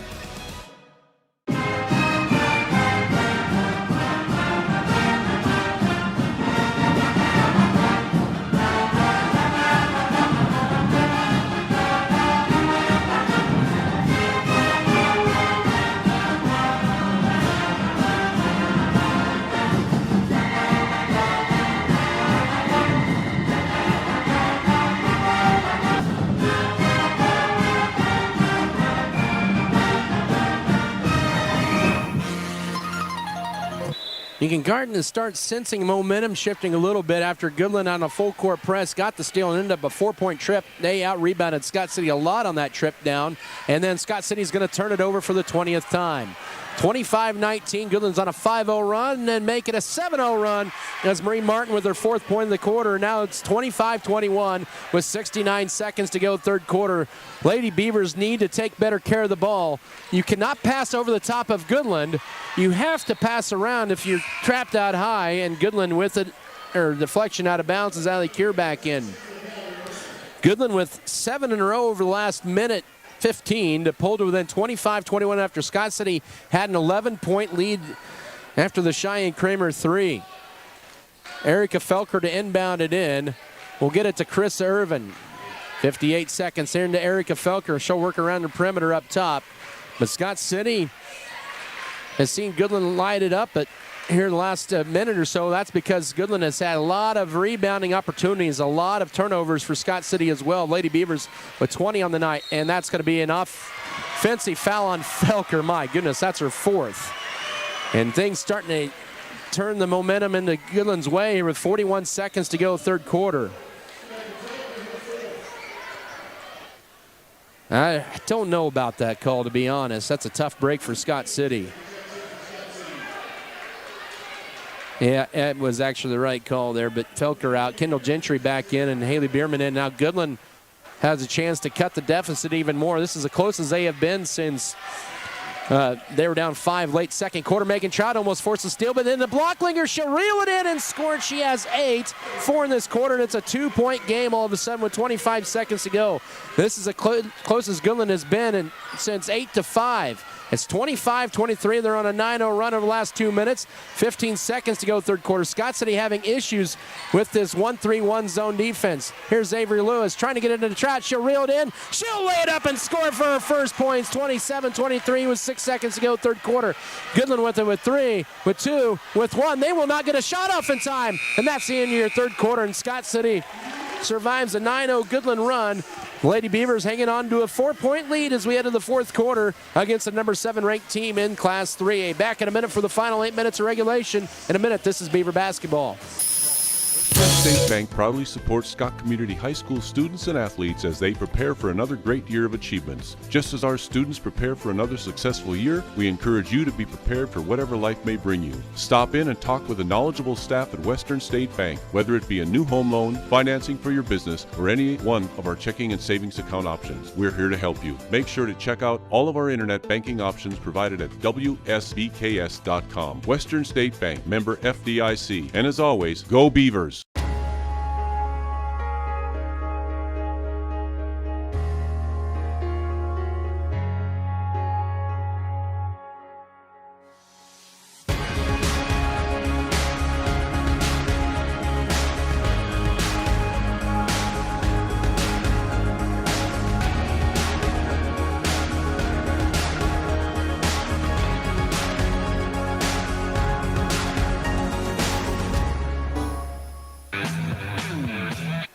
Scott City right now in survival mode as they lead the Goodland Cowgirls 27-23. Saw Goodland score 9 in a row over a 2-minute stretch in the third quarter as Goodland extends their zone defense out. As we head to the fourth quarter, Avery Lewis leading Scott City with 12 points as Goodland kind of caught fire toward the end of the third quarter. A layup that time by Trout with their first points of the night ended their 9-0 run in a big basket. Goodland did not get a shot up to end the third quarter. With it is Kendall Gentry. Bounce pass. Here's Chris Irvin into Trout. Erica Felker on the bench with 4 fouls. And now Irvin hits the deck as she tried to lob it in or throw up a shot in Scott City with her 17th turnover. The turnovers are what's keeping Goodland a little bit in this game. Oh, Trout has to be careful. She has 3 fouls. Scott City with some serious foul trouble. Now into Mitchell. Goes up. A tough shot. Can't get it to go. Couldn't get her own rebound. Still loose. It's like a hot potato out there. And then Irvin will foul. Marie Martin out high. That'll be Irvin's first foul, the first foul of the fourth quarter. But Goodland starting to out-rebound Scott City in this second half. Goodland led by Haley Blocklinger with 8 points. As Cowgirls with it down 4, first minute of this fourth quarter. Pull-up jumper. Martin is good. She has a nice shot. She has 8. And it's back to a 2-point game here with 7:03 to go. So Goodland back to within 2. They're on an 11-2 run over the last 3 minutes. Kendall Gentry pivots, trying to avoid the 5 count with it is Chris Irvin. And then she almost loses it out of bounds. Up top to Kendall Gentry.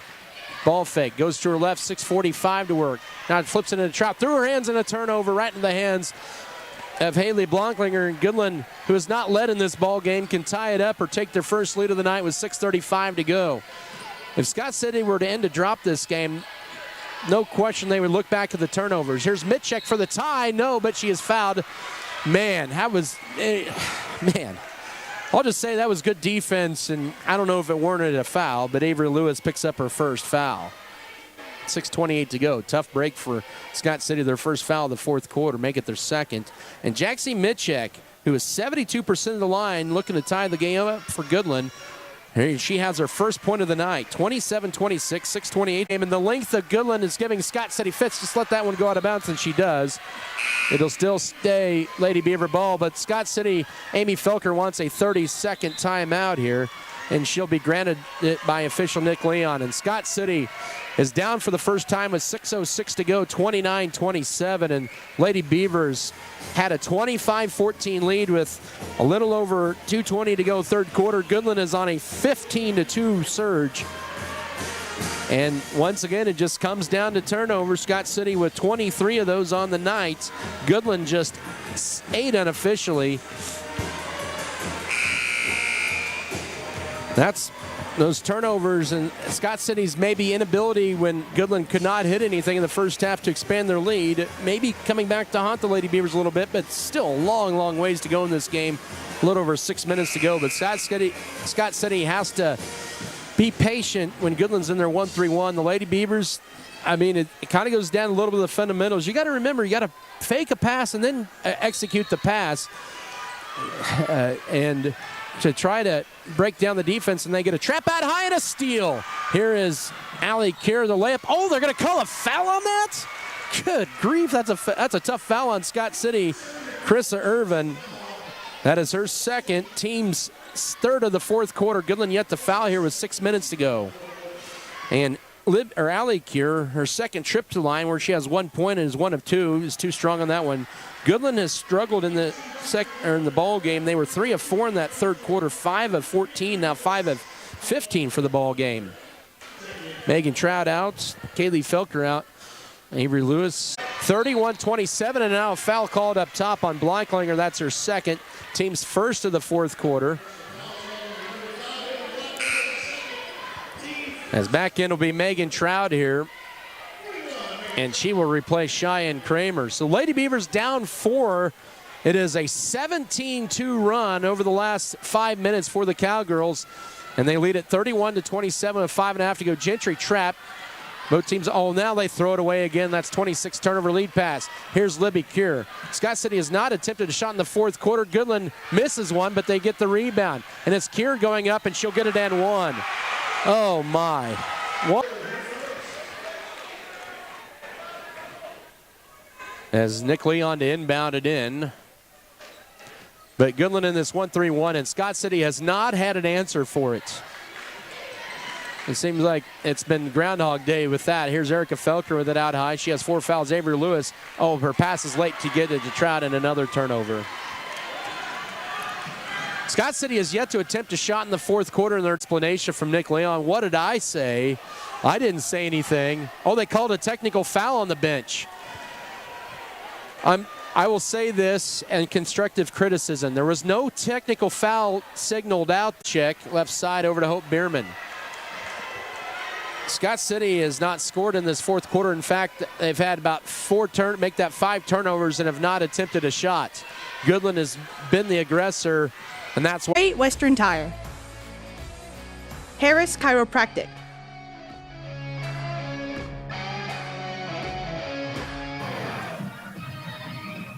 After Cheyenne Kramer's 3 to go up 25-14, it's been a 23-2 run for Goodland over the last 7 minutes. Erica Felker for a 3 off to the right, and the rebound to Goodland. Goodland has forced turnovers. They've out-rebounded Scott City since that 11-point Scott City lead, and they've been the aggressor, and Scott City's turned the ball over a lot. That was their first shot attempt of the fourth quarter. 3:20 to go in this one. Goodland will throw it. That's on Haley Bierman, her second. 39-29, 2:48 to go. That'll end the 16-0 run for the Cowgirls in this fourth quarter and in the bleeding. Free throw for Gentry is good. She has 6, 39-30 with 2:48 to go. 30 with 2:48 to go. And that free throw is good. Make it 40-30. Bill Bierman, will burn one of his final 2 timeouts with 2:37 to go. It's 40-30 Goodland. We'll come back in a minute. This is Scott City Beaver basketball. Life is all about your vision. That's what Dr. Joshua Gooden and the staff at Scott City Eye Center. BBN is brought to you by HRC Feed Yards, J&R, Next Tech Wireless, Red Barn Enterprises, S&T Communications, Scott County Hospital, Scott Co-op, Security State Bank, Turner Sheet Metal. The Beaver Broadcasting Network is an elective class that students can take after taking a prerequisite digital media class. BBN broadcasts games such as football, basketball, home wrestling, and home volleyball. BBN also teaches students how to make promotional videos and advertisements. Beaver Broadcasting Network, empowering the next generation of multimedia professionals. 2:37 to go. It is 40-30 for Goodland. They've outscored Scott City quite a bit here in this fourth quarter, and the Beavers almost lose it out of bounds. 2:28 to go. It's been a 17-3 run in the fourth quarter for Goodland. 2:28 to go. The Cowgirls, by the way, 9 of 22 from the line. Scott City just 2 of 4. Inbound in, and Scott City with a turnover and a foul. Season high of turnovers tonight for the Lady Beavers.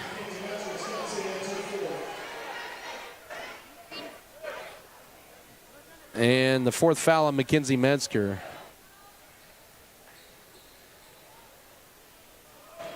Two free throws coming up here for Hope Bierman. This is her first trip to line. As I mentioned, Goodland 9 of 22 and now 10 of 23. They're up 41-30 with 2:27 to go. And this has turned into a 27-5 Goodland run over the last 8 minutes. And it will stay that way as that second free throw rims in and out. Rebound to Scott City.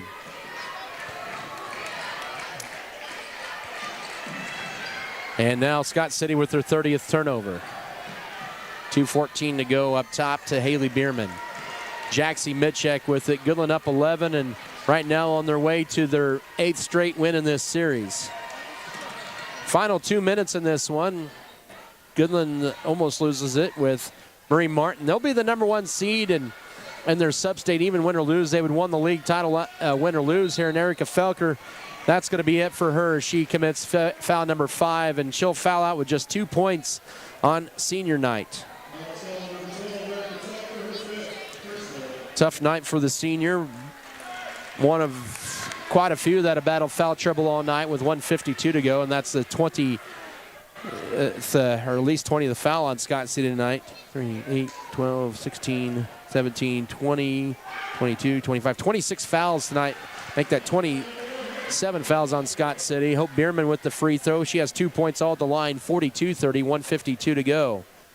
Second free throw also good, 43-30 as Goodland has flipped this script in the second half. They took the lead early in the fourth quarter with about 6 minutes to go, and they've never surrendered. Avery Lewis will try a 3. She has 12 and make it 15 with her third triple of the night. 43-33, 99 seconds to go. Coach Amy Felker will burn her final timeout of the regular season. As we'll come back in a minute, this is Beaver Basketball. Transform your farm's future with premium hybrids, robust data, and unparalleled expertise from Axis Seed Red Barn. We partner with you to customize a plan featuring industry-leading seed that matches your unique soil and growing conditions, helping you to farm differently and making your operation more profitable. Contact us at www.redbarn.ag to gain access to premium seed proven to outperform. And go Beavers!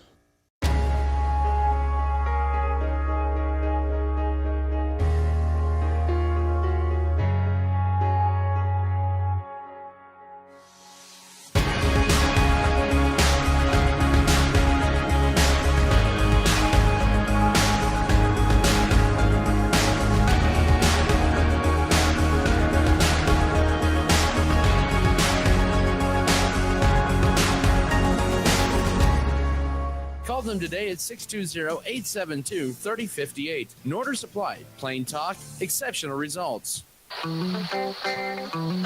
Goodland ball out of the timeout. 43-33 Cowgirls. 90 seconds to go, and Cheyenne Kramer will foul Marie Martin. And that'll be Kramer's 4th foul with 1:33 to go.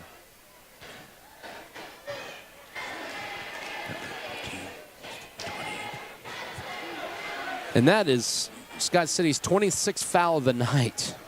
Goodland with 2 free throws coming up from Martin. That one will crawl in. She's had a nice night with 9 points. 44-33 with 1:33 to go. She's one of those that probably might be one of their more improved players from last year this year. She rims out the second. Avery Lewis collects the board for Scott City. 90 seconds to go in this one. 11-point Cowgirl lead. Gentry gets tripped to drive again. The 4th Cowgirl foul of the 4th quarter. That foul will be on Martin, her 2nd. Lauren Linton returns to the lineup. She will replace Martin. 1:26 to go in this one. They'll have the senior night ceremonies in between games. With it is Gentry, now Avery Lewis. Oh, and now up top to Kendall Gentry. She weaves her way through, goes right side to Mackenzie Metzger. She works out of a trap, bounce pass to Kendall Gentry. She'll drive in her runner, short off the right. Got her own rebound amongst the trees, goes up and no foul, and the whistle and rebound, or no whistle, I should say, Jaxie Mitchek with it. It's a good effort by Kendall underneath, just couldn't quite get that one to drop in. Final minute of this one. Scott City's going to end the regular season at 10-10 on the year and 3-3 in the league. They dropped 3 consecutive league games. Goodland's going to go undefeated in league play. 6-12, they've won their 15th consecutive league game. I was wrong early in the broadcast, said it would have been in their 16th in a row, but they've been over 2 years since they've lost a GWAC game. 35 seconds ago. Next year, the teams everybody will play each other twice, and we'll get a timeout. And Coach Bill Bierman will not take any timeouts with him to Goodland, as he is at with 30.8 to go. Scott City will more than likely be on the road next Tuesday night, the Lady Beavers, that is. Right now, the number 9 seed coming into tonight at a 10-9 record. Still kind of wide open, or I shouldn't say number 9 for sure. They could be a number 8, a number 9, or a number 10 seed.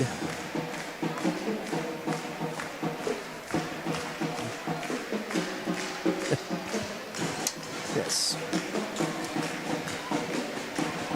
And so it's more than likely Buhler or Concordia, maybe Andale. We'll see where they go for sub-state. It all depends. We'll have it all shaken out a little bit more after tonight as well. And like Mulvane, Buhler, a lot of the other schools have games on Thursday. The only ones that'll have the regular season wrapped up tonight will be Ulysses, Hugoton, Scott City, Pratt, and Chapman. Goodland will be the number 1 seed in their sub-state. Inbound in to Hope Bierman out of the timeout with 25 seconds to go. Metzger tried to reach in there. Now driving in is Bierman. Bounce pass, and that'll be a foul on Kendall Gentry. And she has foul number 4 with 22.4 to go. Scott City, boy, things are looking good 2.5 quarters in. Actually, they get that on Cheyenne Kramer and not on Kendall Gentry. So Kramer's out with 22.4 to go.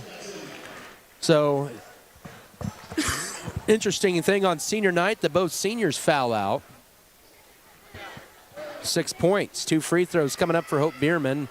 She has stayed at the foul line this second half, and she makes it 45-33, 22.4 to go. And the free throw in and out, rebound Avery Lewis.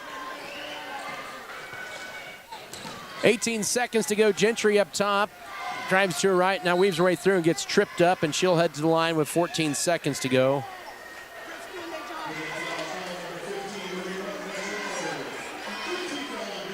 So Chapman girls won tonight, 59-47. They'll finish 8-12. Abilene is 0-19. They've been eliminated for a couple of games from going to the sub-state. Kendall Gentry's free throw rims out. This is only the 5th and 6th free throw attempts of the night for Scott City. Or make that 2. They were 1 of 3 in the first half. And now they're 2 of 3 in the fourth quarter, all by Gentry. She has 7, 45-34, 13 seconds to go in this one. As Gentry has 2, make that 3 of 5 at the line tonight. Or 3 of 6 unofficially. Here's a steal by Megan Trapp. Her layup is crawling off. That kind of summarizes the second half, and that's your ball game. Goodland comes back from an 11-point deficit in the third quarter and a 22-point swing in the third and fourth quarters to win at 45-34 over Scott City. Goodland league champions outright for a second straight year. Scott City will finish the regular season at 500, and they'll also be 500 in league play. Post-game coverage should begin in 3 minutes. This is Beaver basketball. Furrow Heating and Cooling of Scott City is a proud sponsor of Beaver activities. Brent and Angie take pride in helping our activities and support our students 100%. They can also help you with any heating and cooling needs that you have. Give Furrow Heating and Cooling a call at 620-872-3508 and see if they can help you with your needs today. BBN is supported by Shapland Real Estate, State Farm, The Original Grande, Bullertson Family Dentistry, Volgamore Family Farms, Western State Bank, Wood River Energy, Scott Community Foundation, Good Anesthesia and Pain Management Services, Fairleigh Feed Yard is dedicated to investing in our facilities and staff to provide the best experience possible for the cattle feeder and, in the end, the consumers of our product. We are always in the market to purchase corn and other commodities from local producers. Call our office at 620-872-2111 for current pricing. Our dedicated employees and their families are very important to us, and we are proud of their children that are current beavers and individuals that will grow into those roles in the future. Fairleigh Feed Yard is privileged to support Scott City youth and are honored to cheer on the Beavers. First National Bank of Scott City. One of the few places left that you could call today and speak with a person and be greeted at the door with a friendly face. Come see us at First National Bank, where you will feel at home. Let us help you with your banking needs, whether it be setting up a checking account, savings account, CD, or getting a loan for that new vehicle or home you have been dreaming about. Member FDIC, an equal housing lender.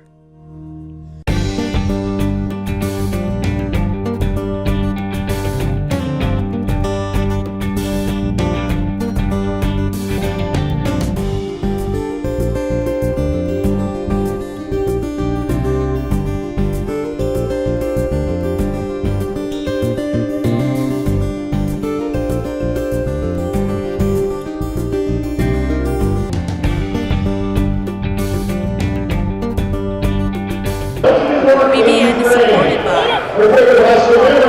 Mortar Supplies.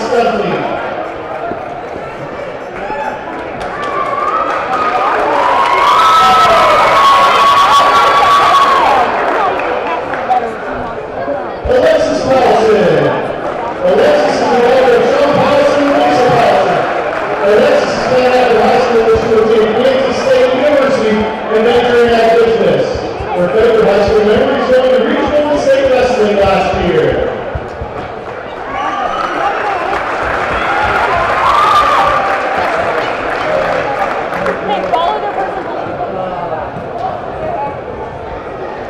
Delanera Castillo, manager for the girls basketball team. Delanera is the daughter of her two sons, Delanera Castillo. Delanera will be attending the Lake Community College and she will be playing volleyball. She also plans on majoring in psychology to become a mental health counselor.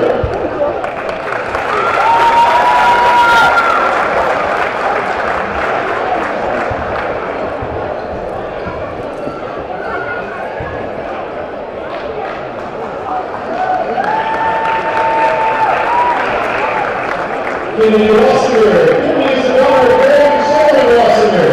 Kenny's playing after high school. She will take Kansas State University to pursue a degree in architecture.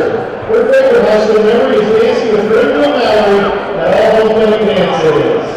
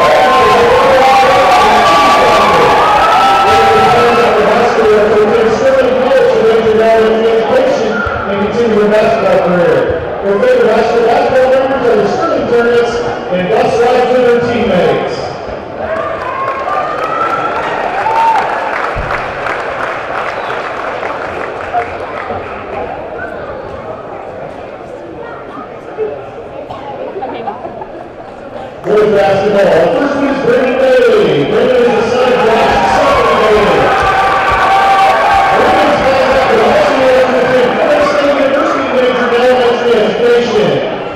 His favorite high school memory is the Estes Park trip with the basketball team.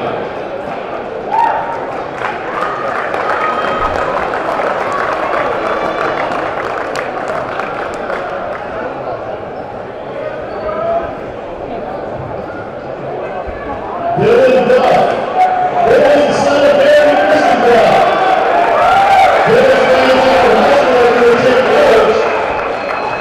favorite high school memory is to see Team Ulysses tournament with Coach White and his teammates.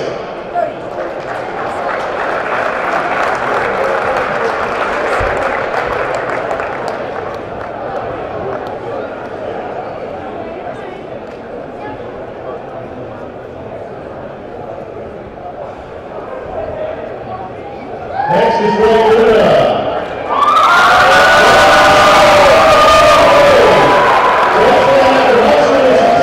Northwest Tech and Goodland to pursue a future in videography. His favorite memory is making hype videos for basketball and recording at basketball games.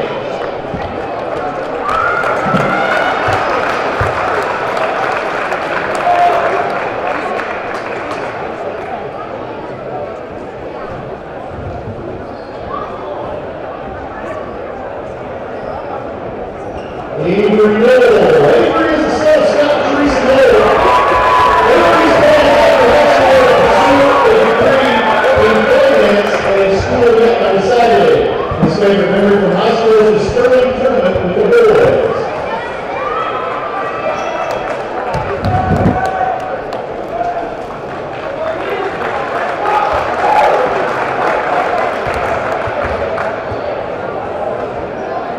Sage Stepline. Sage is the son of Tim and Kelly Stepline. Sage is trying after high school to attend college, where he's still undecided. His favorite high school memory is the 2023 Sterling tournament with his teammates.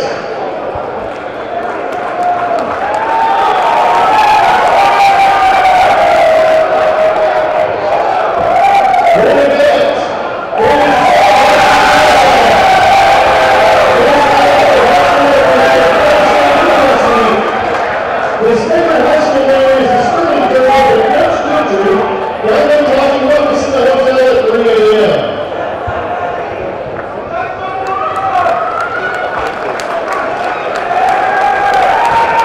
Ladies and gentlemen, your 2024 Winter Sports Senior.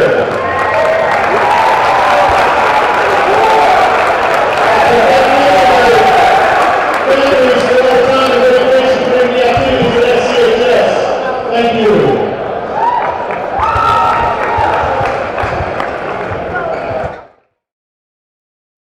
BBN is supported by Norder Supply, Lone Tree Farms, Pioneer Communications, Beaver Booster Club, White's Foodliner, Scott City Eye Center, Shells, Flowers, and more, Scott City Pharmacy, Giftologists. If you are in the market for a new or used vehicle, check out J&R Car and Truck Center of Scott City. J&R Car and Truck has a fully trained service and part staff for repairs on most makes and models of vehicles.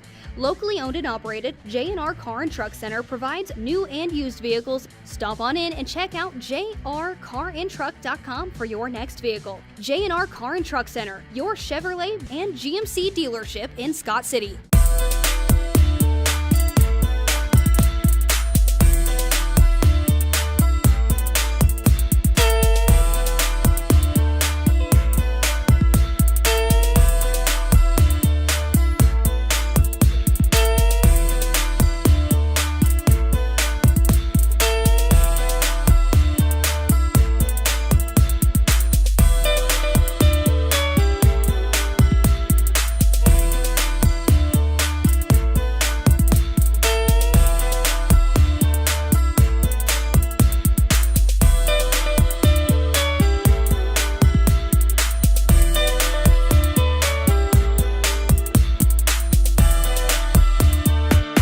We believe investing in our community is how we make a lasting impact.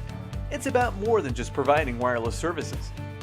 We believe in rolling up our sleeves and working side by side with local organizations. Whether you're sharing cherished moments, staying updated on trends, or exploring your surroundings, we're there to keep you connected. Next Tech Wireless. We are Kansas.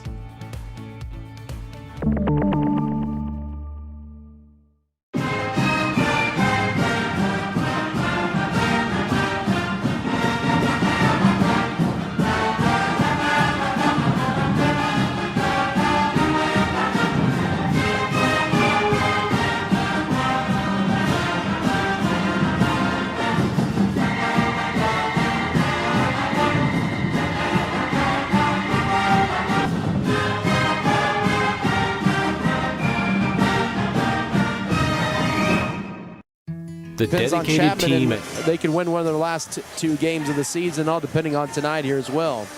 But Scott City trying to snap a 3-game losing streak here tonight, and as they are 1-4 in the conference and 9-10 overall. On the other side, Goodland 17-2, 4-1. Their losses to Hugoton in overtime at Hugoton and Olathe North in the Colby Orange and Black. That was their losses in January, and since then they've won 9 in a row coming in here to tonight. Well, we'll go ahead here and step aside for a 2-minute break for the time being, a 2-minute break. We'll come back and we'll have our boys pregame with head coach Brian Gentry. Back in 2 minutes. This is Beaver Basketball. You know, nothing's better than homemade food. That's what you're going to get at Mom and Pop's Burger Stop, located in Scott City. What makes Mom and Pop's Burger Stop so good? They serve fresh burgers and slice up the best homemade pies in town. Don't forget to have a full salad bar, along with weekly specials. Check out the Facebook page or call 620-874-9292. Drive in for homemade food at Mom and Pop's Burger Stop, 308 West 5th Street, Scott City. Open Monday through Saturday, 11 till 2 and 5 till 8. Don't forget to bring a donation to the local bread basket for 10% off your order. Looking for the latest in-home decor and more? Head to your shopping destination for Southwest Kansas, Giftologist in Scott City. Giftologist has a big lineup of today's trends in jewelry, decor, cookware, scented candles, a wide variety of Yeti products, and more. Did I mention that we also have a great selection of gifts for kids? While you're in, grab a cup of coffee while you browse the store. Giftologist has that big city store with the small town feel. The country oven baked goods are available daily. Indulge your spirit and head to your shopping destination for Southwest Kansas, Giftologist in downtown Scott City. Hi, this is Brian from your local Scott City Ace Hardware store. We love giving back to the community, and this month is no exception. Customers will have the option of rounding up to the nearest dollar with donations going to Scott Hospital Foundation. So come in, shop, and round up to the nearest dollar. If you're a nonprofit and would like to participate in this program in the future, reach out to Becca at Scott City Ace Hardware. Thanks for shopping with us, and don't forget to ask us what we can help you find today. It's the President's Day sales event going on right now at Lot Motors in Dodge City. Lot Motors has 2023 Dodge Charger and Challenger Scat Packs with 6.4 Hemi ready for delivery, as well as 2023 Dodge Durangos and Jeep Compass with 10% off MSRP. Shop in-store or online at lotmotors.net. Lot Motors, your largest Chrysler, Dodge, Jeep, and Ram truck dealer in all of western Kansas. Located under the Great American Flag on South 2nd Street in Dodge City.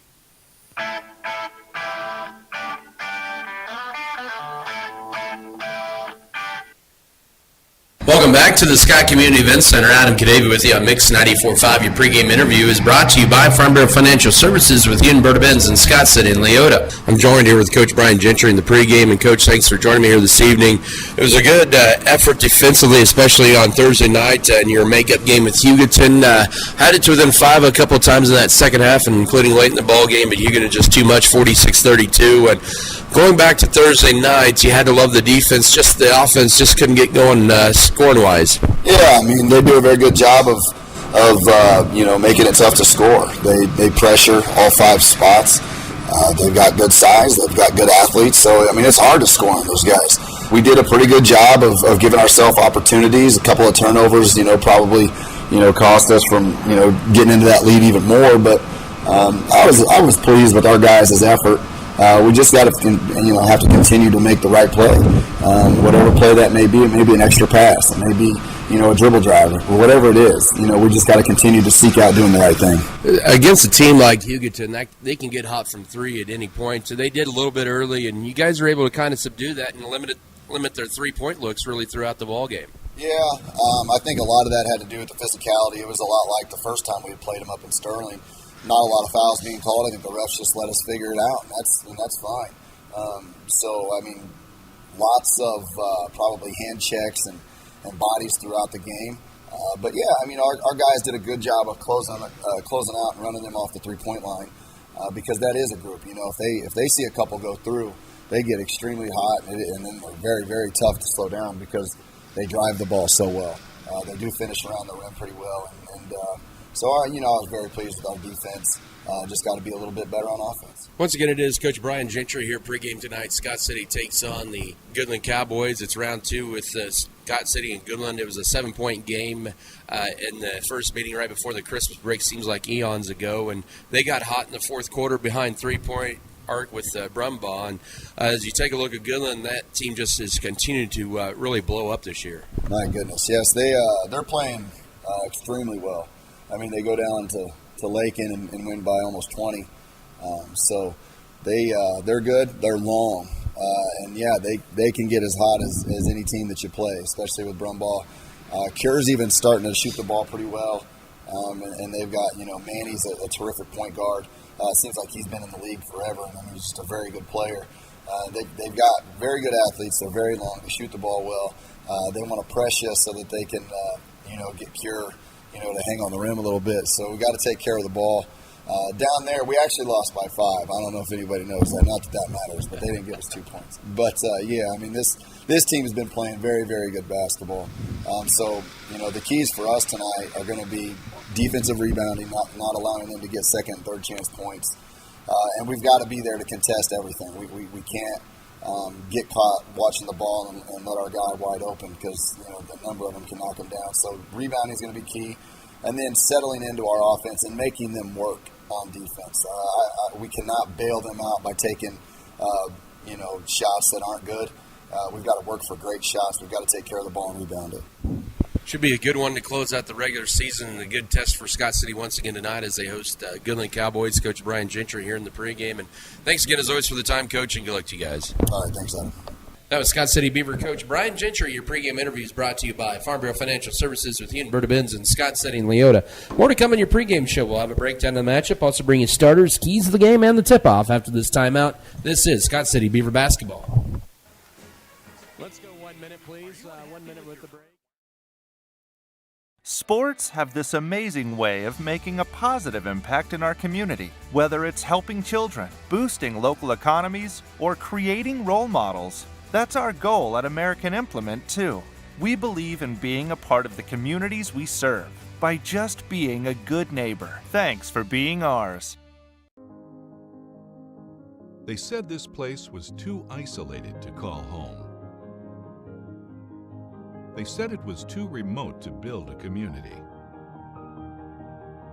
And then one day, a farmer strung a copper wire from one fence post to another and changed everything. We didn't build the communities of Southwest Kansas. No, we just brought them together.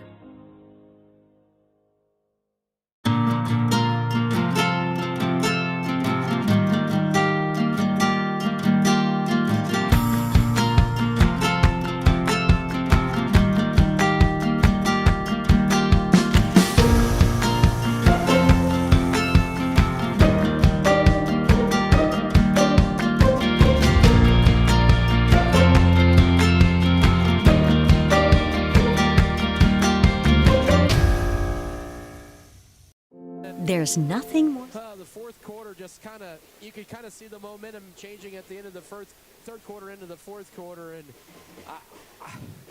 I'm at a loss for words. I don't know how you summarize this game tonight. These girls had the confidence to win this game. They came out with the idea that they were going to stop their offenses.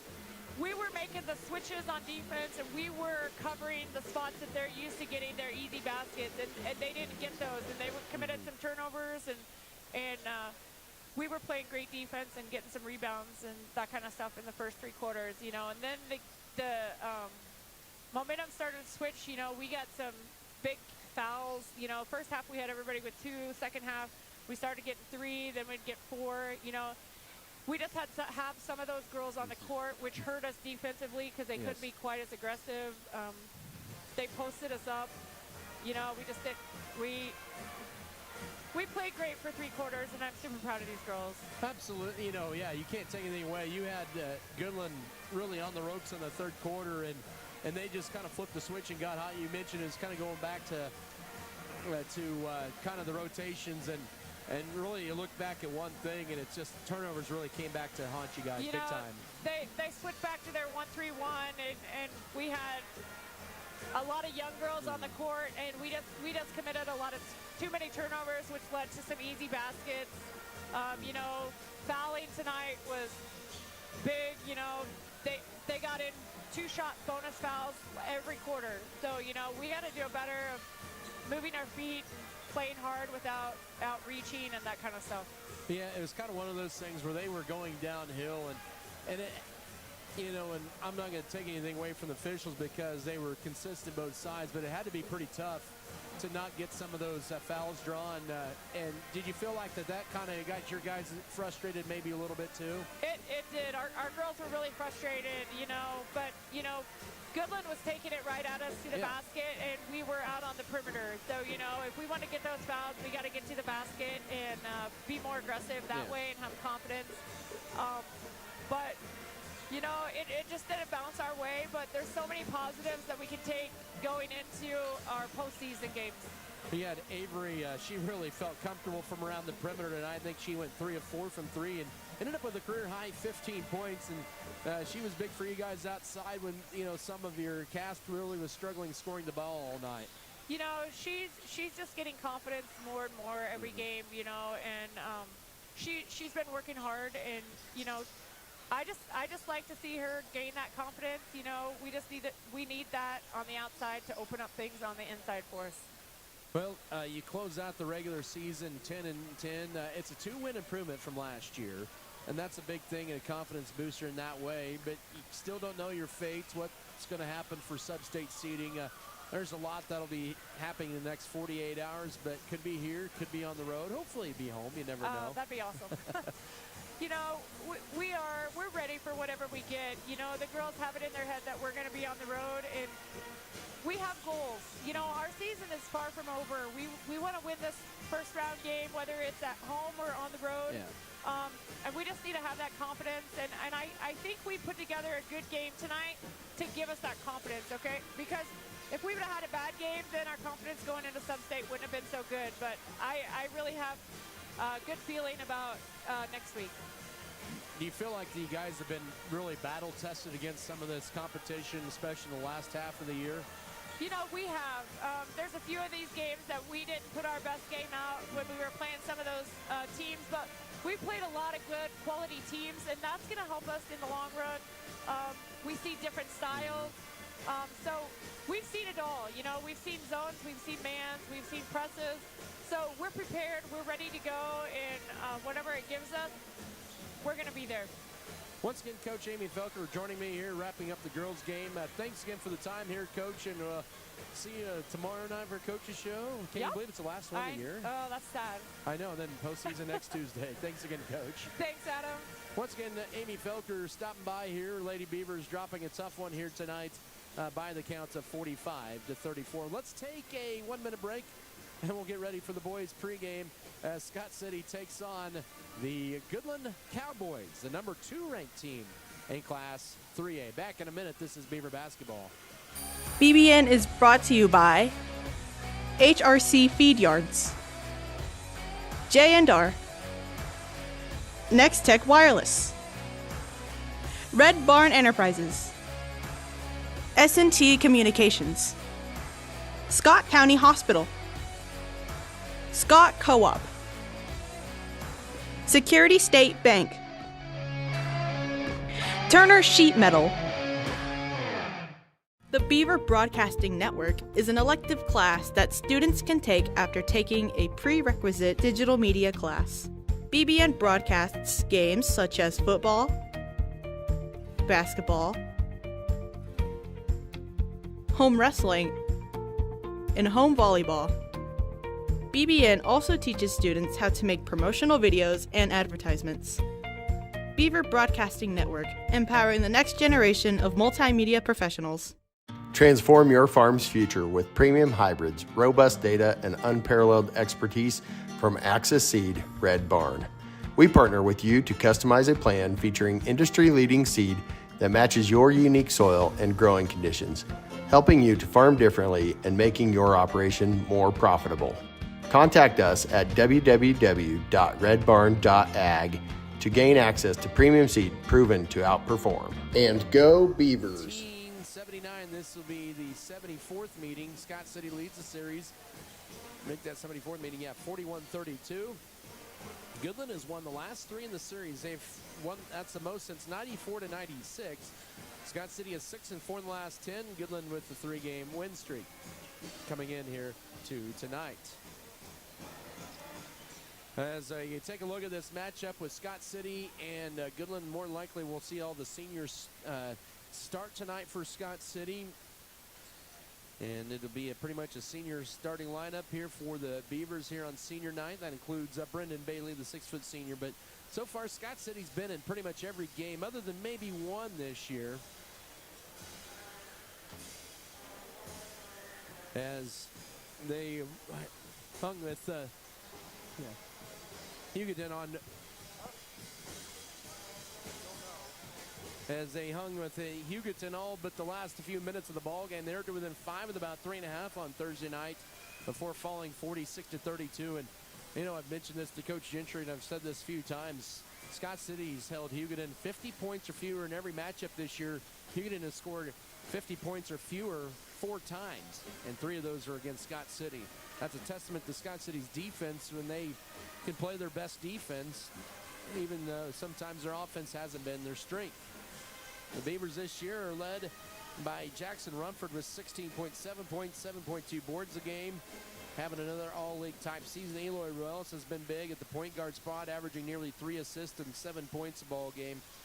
They're going to have to get quite a bit Scott City out of a lot of the big cast. It's averaging 48 points per ball game as they look to snap a 3-game losing streak here and get to 500 heading into sub-state play next week. Goodland, they're 4-1 in the league right now, sitting in the 2nd place lead over the Holcomb Longhorns at 17-2. We're all 4-1 in the league.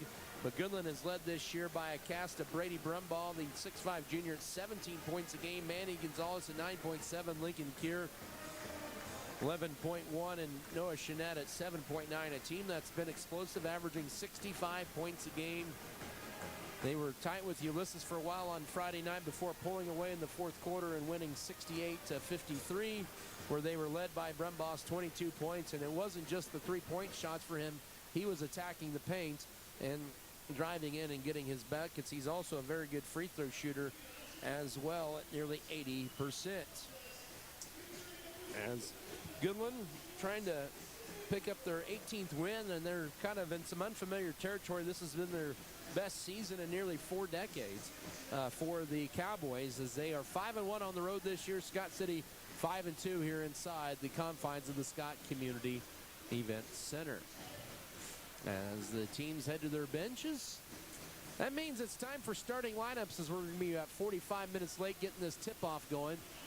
Nice thing for Goodland is the trip home tonight. They'll get an hour back as they cross into Sherman County at Brewster there. And so let's get to your starters for the Goodland Cowboys, coached by Mike Udall in his 7th season, 65-94, but has improved along the way. This is his best season, and they are 3 wins better so far than they were a year ago. Assisted by Chase Toffliffe and Eric Connor. It'll be Cole Linton. He is a 6'1 senior at 4.3 points, 2.1 boards a game. Manny Gonzalez, he is a senior at 5'8", averaging 9.7 points and 3 assists a game. Lincoln Kira, 6'6 junior, 11 points and 5 rebounds a game. Also, Noah Chenette is 6'3 senior, 7.9 points, 3.5 rebounds, and Brady Brumbaugh, the 6'5 junior, 17.6 points, 5 boards a game. Cole Linton, Manny Gonzalez, Lincoln Kier, Noah Chenette, Brady Brumbaugh, the starters tonight for the Goodland Cowboys. For the Scott City Beavers, they are coached by Brian Gentry in his 7th season, assisted by Joey Meyer and Drew Kite.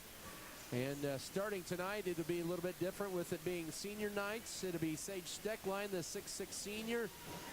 He averages 7.9 points and 4.5 boards a game. Avery Nola, 6'3 senior, averaging 6.8 points and 3.8 rebounds a game. Jackson Rumford, the 6'5 junior, as he averages 16.7 points and 7.2 boards. Coy Vance, the 5'11 senior, at 1.5 points and 1.3 boards. And Brendan Bailey gets his first career start, the 6' senior, at 1 point and 1 board a game. Sage Steckline, Avery Knoll, Jackson Rumford, Coy Vance, and Brendan Bailey for the Beavers. Keys of the game presented by State Farm agent Michael Trout. We'll go to the proven winner. When it comes to insurance, they score bigger. The policyholders. Scott City tonight will need to attack and kick it out to work themselves around the zone. Those are your keys. Jackson Rumford, Lincoln Care to tip, and it's Goodland winning the tap as they're in the road black uniforms, the gold numbers and letters, the cursive Cowboys on the front. Scott City in their home white tops with the light blue numbers and letters and the darker blue trim. Beavers open up man-to-man defense with it as Jeanette driving left side. His layup over Knoll leaves it short, and crashing the boards is Jackson Rumford. Rebounding is going to be key tonight for Scott City as well. They only had 11 rebounds, no offensive boards in the first meeting. They even went 12 of 20 from three-point range in that game, did the Beavers, in their 7-point loss to the Cowboys. Underneath, here's Jackson Rumford, layup, and one. As that time Linton tried to take the charge underneath, they're not going to give it to him. And that'll be Linton's first foul in the ball game's first foul is Jackson Rumford, the first to score for Scott City with 7:23 to go here in the first. 2-0 and make it 3-0.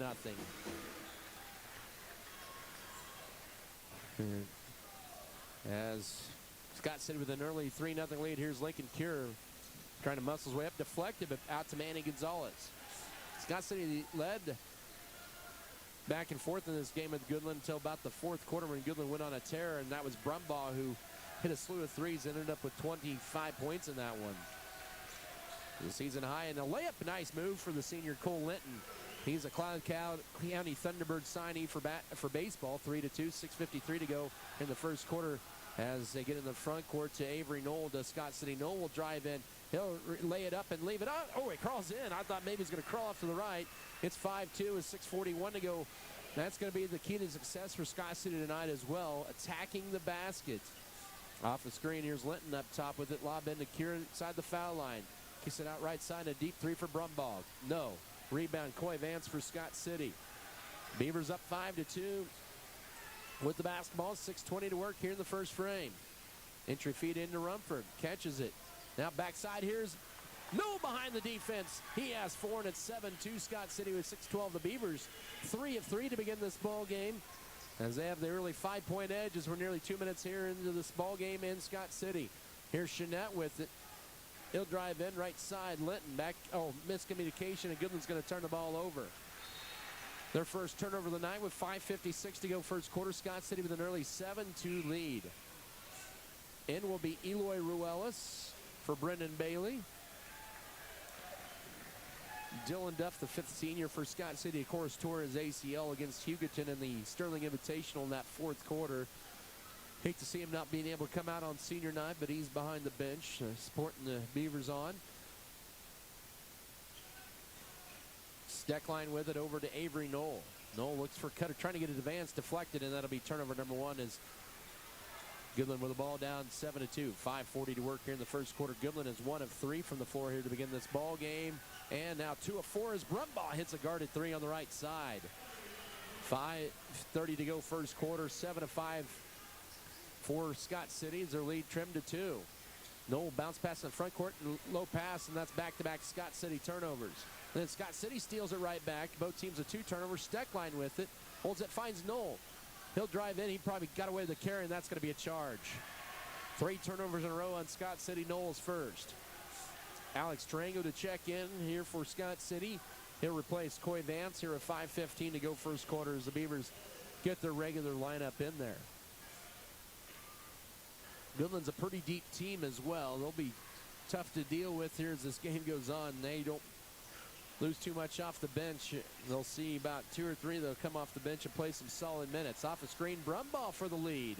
Good, he's hit back-to-back threes, and it's 8-7. Goodland with 4:58 to go in the opening stanza. The bounce pass in the front court, now behind Steckline. Beavers have it, down 1. Ruelas for the right corner 3. No. Rebound, Manny Gonzalez for Goodland on the backside. 8-7, Goodland leads with the ball. And that's going to be an offensive foul taken by Eloy Ruelas on Noah Jeanette. That's his first. Goodland's second team foul.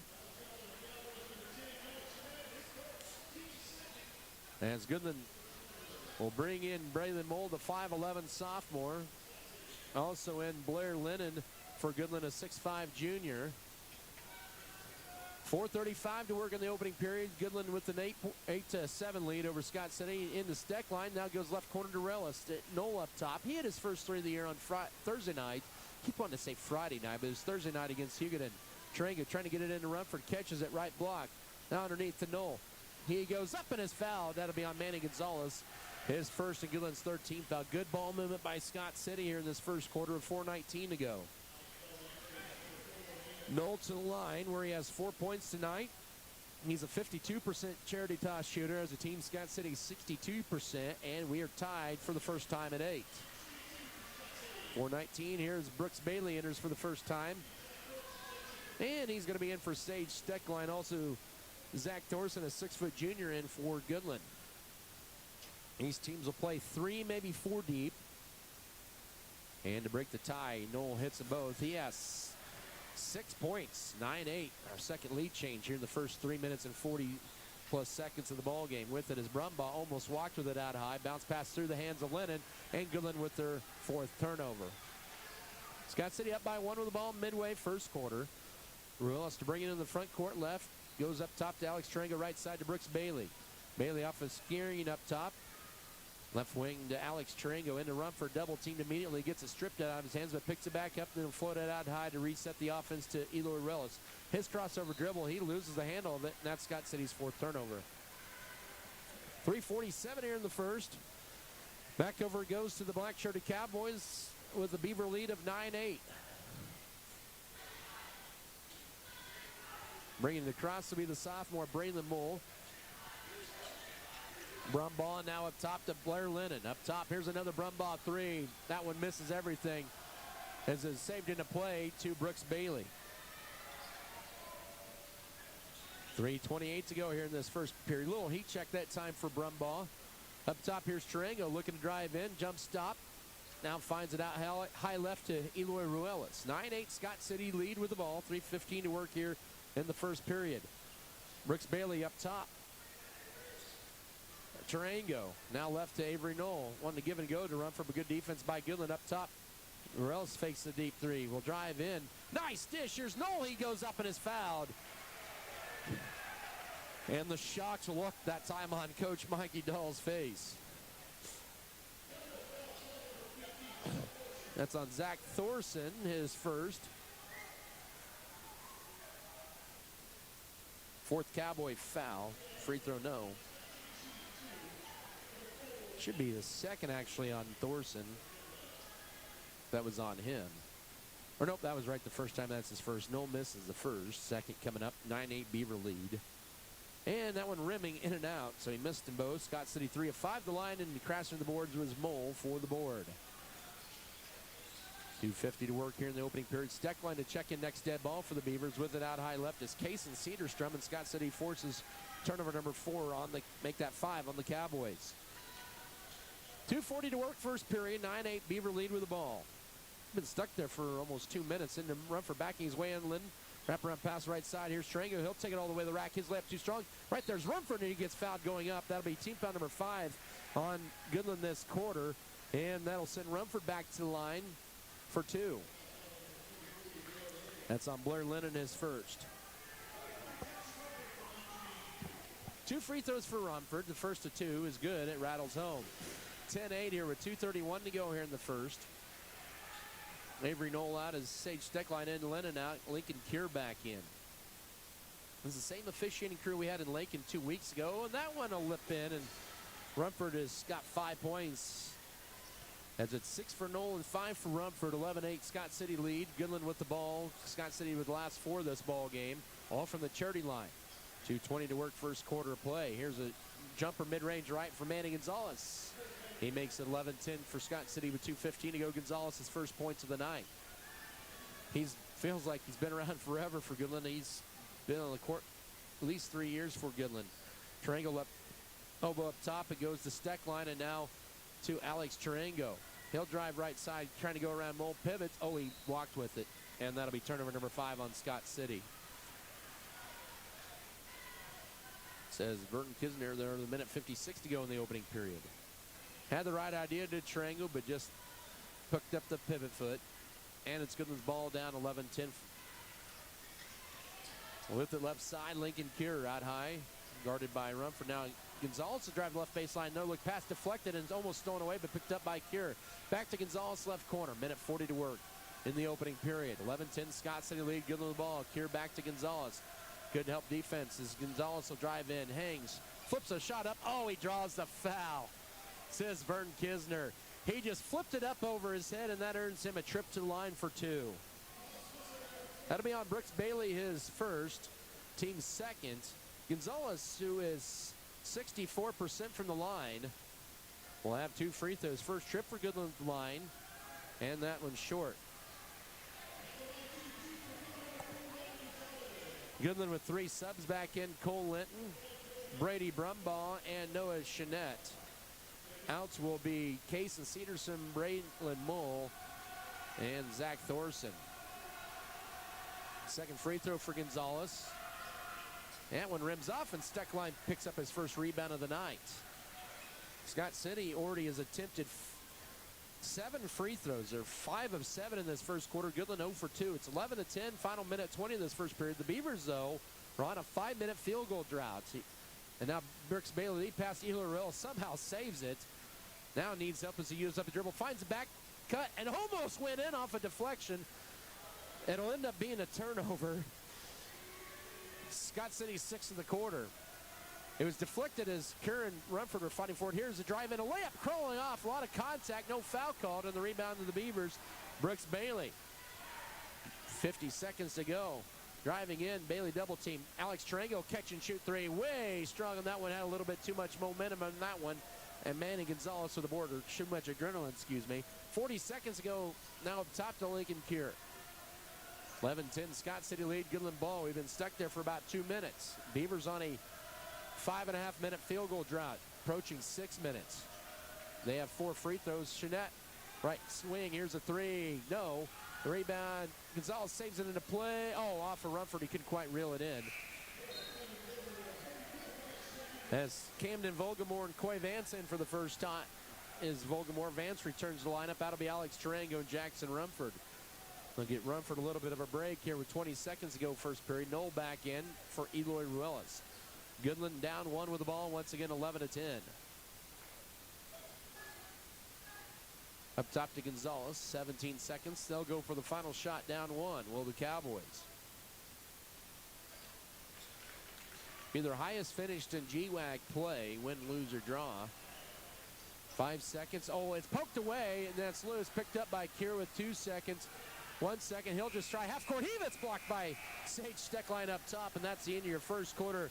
The Beavers will take a 1-point lead in the second period, 11-10. Back in a minute, this is Scott City basketball. Great Western Tire is happy to be a part of the Scott City community. They have...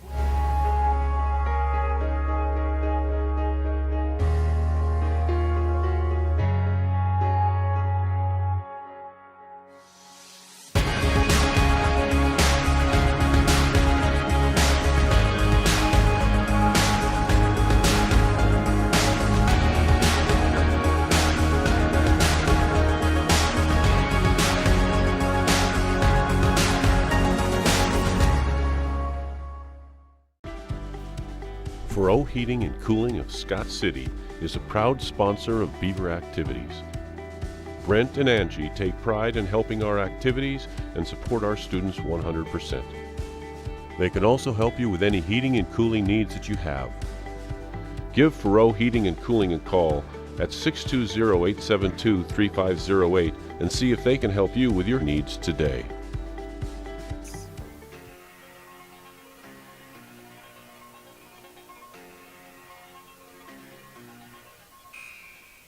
11-10 Scott City lead and the ball to begin the second quarter. The Beaver boys, in that first quarter were 60% from the floor, 3 of 5.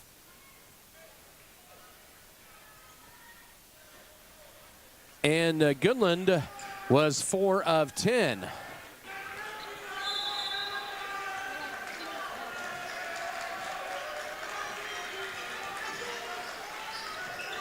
So it's Scott City's ball. Here's Rumford from the foul line. His jumper is good. He has 7. It's 13-10, 7:50 to go first half. As Scott City, their first field goal in 6.5 minutes.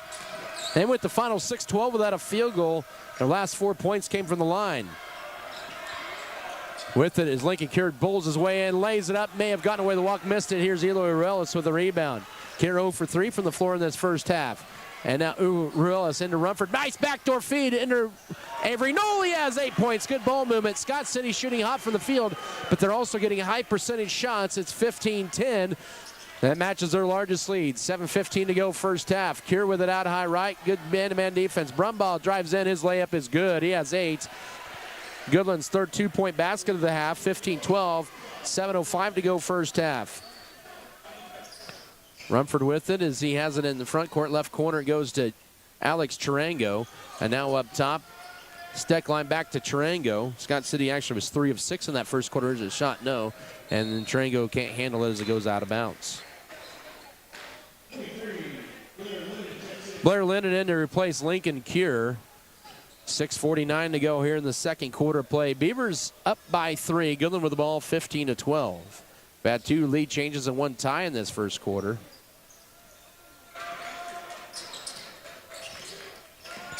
Lennon hands it off to Chenette, dribbles behind the back, drives down Main Street, loses it going up. It's going to be a shooting foul, says the official Nick Leon, with 6:36 to go first half.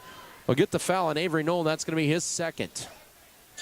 He has 2 of Scott City's 3 fouls this first half.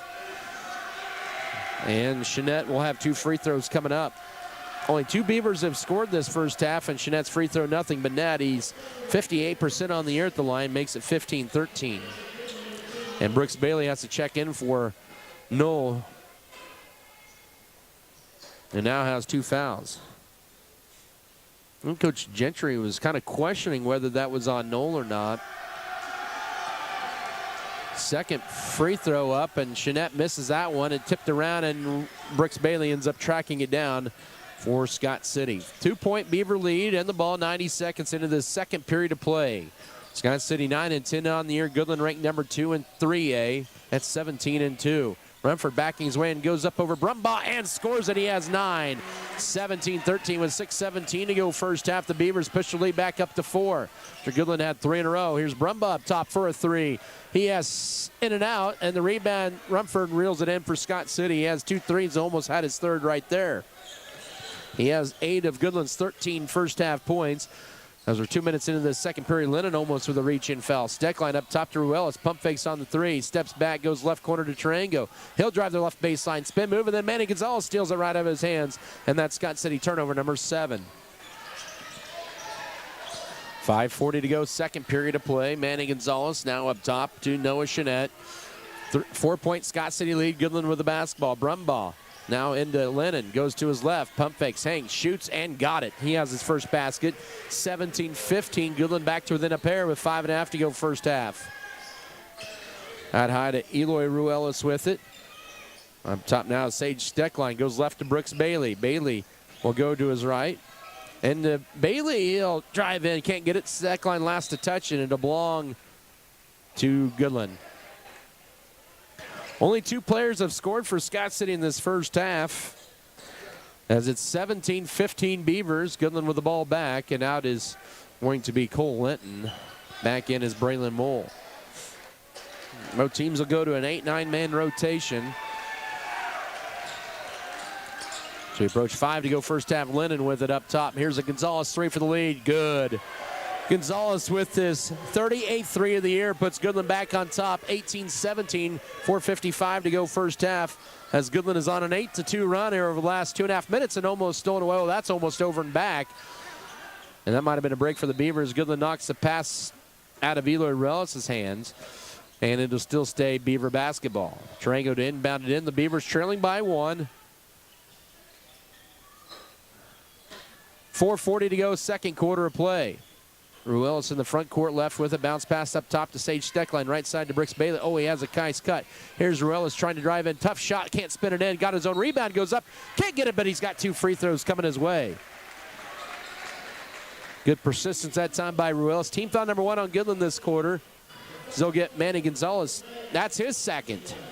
So Goodland's point guard with 2 fouls and 5 points Led the line, well, Ruelas here with 4.5 to go first half for the tie. It's good.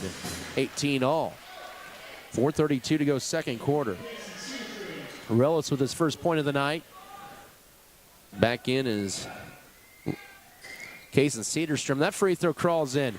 Here's an interesting note here as we have a timeout. It's our fourth lead change, a 30-second timeout. Basketball presented here by Lone Tree Farms and Livestock, McCarty Family Farms, Metzger Appraisals, and Metzger Family Farms, Midwest Mixer, Miller Veterinary Clinic, Northern Supply, New Life Market, Plain Jans, Platinum Age Insurance, Pokey Feeders, Precision Ag and Seed, Our Brothers Auto Body Mechanic, Richards Financial Services, Road and Big Green Agency, Scott City Ice Center, Scott City Pharmacy, Giftologists, and Scott Community Foundation.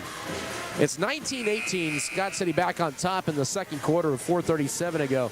Here's an interesting stat here. In the first and second quarters, Goodland took their first lead of the game on a three-pointer.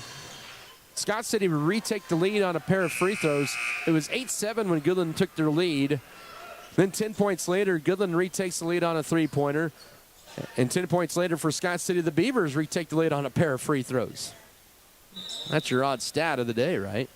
4:32 to go first half. Out of the Scott City timeout, the Beavers back up by one, 19-18. Applying a little pressure in the backcourt as Thorson is back in there. He'll take it in the front court to Brumbaugh. Now up top, it'll go to Braylon Mole. Back to Brumbaugh, looking to go right. Spin move. And gets fouled, they'll say, by Jackson Rumford. It should be a foul on the floor. It'll be Scott City's second foul of the quarter. And the first on Jackson Rumford. Oh, they're saying that's a shooting foul? Wow. It looked like it was a foul on the floor. But 2 free throws for Brumbaugh, and that's one you don't want to put the line. And he gets that one to spin in. I guess he goes kind of shooting, so we're tied for the third time at 19. 4:13 to go first half. He has 9, does Brumbaugh. Chenette to check in for Brumbaugh if he gives Goodland the lead back with his free throw, and he does, 20-19. And also out was, or back in, or Lennon was in there, I believe, but he's back out. 4:13 to go, Cure back in for Goodland, that's what I meant to say. 20-19, Goodland back on top by 1, our fifth lead change of this half. 4:08 to go, second quarter of play. Now the ball deflected. Rumford had it, and then he gets pushed and a bailout call. That'll be second foul on Goodland this quarter with 4:03 to go first half. That'll be on Case and Cedarstrom.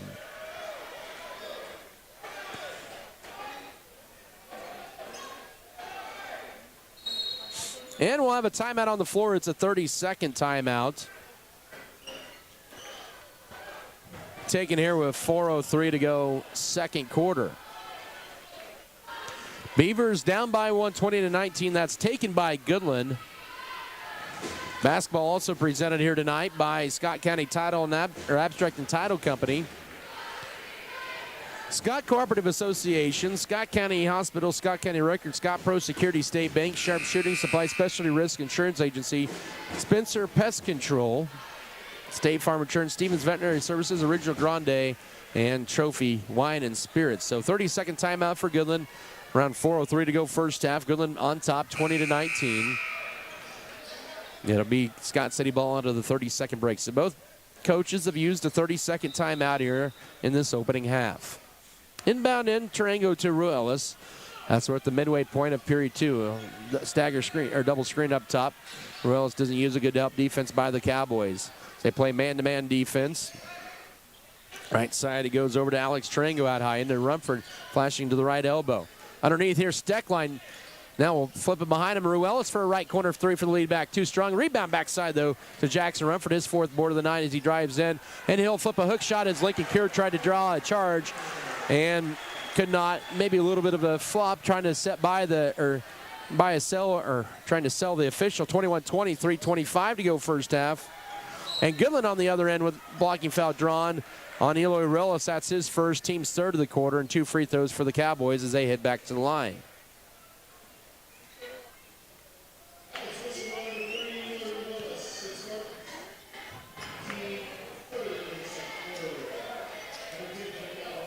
Two free throws coming up for Chenette. He's 1 out of 2 there and make it 1 out of 3. The Cowboys who 0 for 2 in the first quarter. They are 3 of now 5 in the second quarter.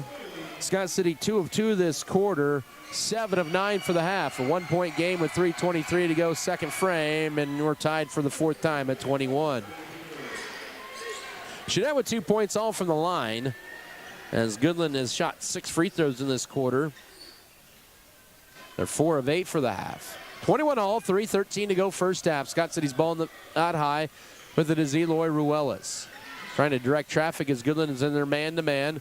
Bounce pass to Coy Vance, who's returned to lineup. Sage Steckline, here's cut underneath. Ruelas pivots, has to kick it out to Vance. He'll drive left base or left side, flips up a wild shot. No, got his own rebound eventually. Pivots and then flips it out high left. A scoop pass to Bailey, and driving in, he misses a layup, and the rebound to Goodland. Tied at 21 with 2:40 to go first half, and now Goodland turns it over for the 6th time.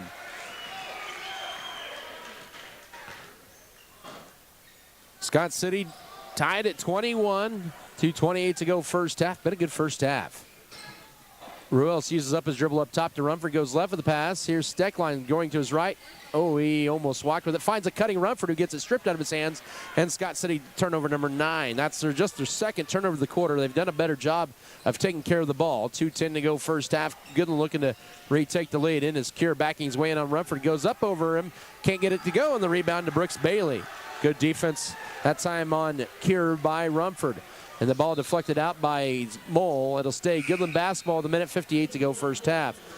Cole Linton in to replace Case and Cedarstrom. Tied at 21. We've been tied there for a little over a minute. 1:58 to go second quarter of play. Brooks Bailey to inbound it in. Needs to avoid the 5 count up top to Rumford. Back to Brooks Bailey. He'll drive to his left. Steckline left wing. Holds it, puts on the floor once. Now bullet over right side to Vance. Trying to get into Rumford now, finally does. Double team, Steckline left wing. He'll drive in right side. He'll take it strong to the rack and finish it. His first basket gives Scott City a 23-21 edge. 100 seconds to go first half as the Beavers are back up 2. Now driving in, here's hanging Mole. Bank shot in and out, but got his own rebound on the follow-up. No, that crawls off. Tipped around, last touch by Kier. It'll be Goodland or Scott City basketball. Camden Vogelmore in for Brooks Bailey.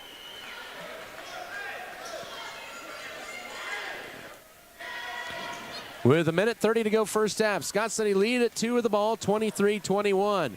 Little pressure, trap in the backcourt, and now Ruelas loses it, picks it back up. Scott City will lose it as it's stolen by Curie, saves it backside. Here's Linton, a pump fake, and we're tied. He has 4, 23 all with 1:15 to go first half, and Goodland ties it up once again for the 5th time at 23-23. Scott City's 9th turnover of the half. Vance with it. Now skips it over left side. Here's Ruelas for a catch and shoot 3 for the lead. Too strong. Rebound. Camden Vogelmore hustles for it. And now Rumford will drive in. Oh, he tried to dish it left side. It deflected. Picked up by Vogelmore. Saves it out high to Steckline. Final minute of the first half. 23-23 your score. Ruelas up top to Sage Steckline. Goes right side over to Camden Vogelmore. Back out high to Vance. Left side to Steckline. Now to Rumford, hands it off to Steckline. He'll drive in again. He's going to be called for they're going to get a foul on the floor on Goodland, their 3rd of the quarter. And that'll be the first on Braylon Mole with 35 seconds here in the half. 23 all as Alex Tarango in to replace Coy Vance. Scott City with 4 of their 5 starters out there. Avery Knoll, the only one not out there. He's on the bench with 2 fouls. Inbound in the backcourt to Eloy Ruelas, so 30 seconds to work first half. Scott City and Goodland tied at 23. Steckline was not anticipating the pass, but had time to reel it back in. Now left side, here's Ruelas. He'll try a 3 for the lead. Yes, he's got it. Ruelas with 3-pointer, number 27 of the year, 26-23, 15 seconds to go first half. That's Scott City's first 3 of the night after they hit 12 of 20 against Goodland in the first meeting. 8 seconds to go here with the final foul to give. That's not a bad foul by Steckline. That's his first. Team foul number 4 of the quarter. That did not allow an easy Brumball layup. But you don't want to pick up a second foul before halftime as Steckline will guard the inbounds with 6.2 to go before halftime. Inbound into Brumball. He's trapped, almost walked with it. And now Linton underneath. Here's Lincoln Kier. He'll lay it up and score it. As time expires, Scott City will take a 1-point lead in the break. That was Lincoln Kier's first basket of the night. It's 26-25 Scott City going in the locker room over the Goodland Cowboys. We'll be back in 3 minutes for your halftime show. This is Scott City Beaver basketball. BBN is supported by Shapland Real Estate, State Farm, The Original Grande, Bullertson Family Dentistry, Volgamore Family Farms, Western State Bank, Wood River Energy, Scott Community Foundation, Good Anesthesia and Pain Management Services. Fairleigh Feed Yard is dedicated to investing in our facilities and staff to provide the best experience possible for the cattle feeder and, in the end, the consumers of our product. We are always in the market to purchase corn and other commodities from local producers. Call our office at 620-872-2111 for current pricing. Our dedicated employees and their families are very important to us, and we are proud of their children that are current beavers and individuals that will grow into those roles in the future. Fairleigh Feed Yard is privileged to support Scott City youth and are honored to cheer on the Beavers. First National Bank of Scott City. One of the few places left that you could call today and speak with a person and be greeted at the door with a friendly face. Come see us at First National Bank, where you will feel at home. Let us help you with your banking needs, whether it be setting up a checking account, savings account, CD, or getting a loan for that new vehicle or home you have been dreaming about. Member FDIC, an equal housing lender.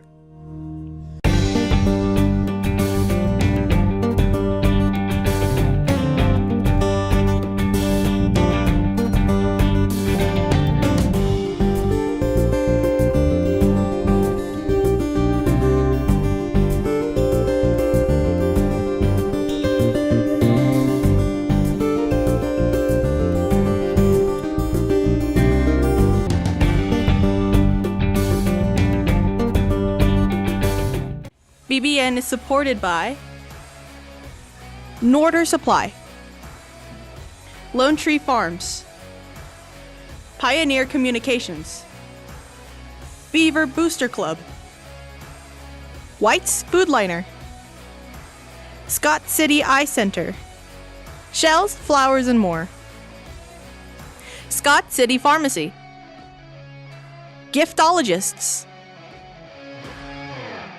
If you are in the market for a new or used vehicle, check out J&R Car and Truck Center of Scott City. J&R Car and Truck has a fully trained service and parts staff for repairs on most makes and models of vehicles.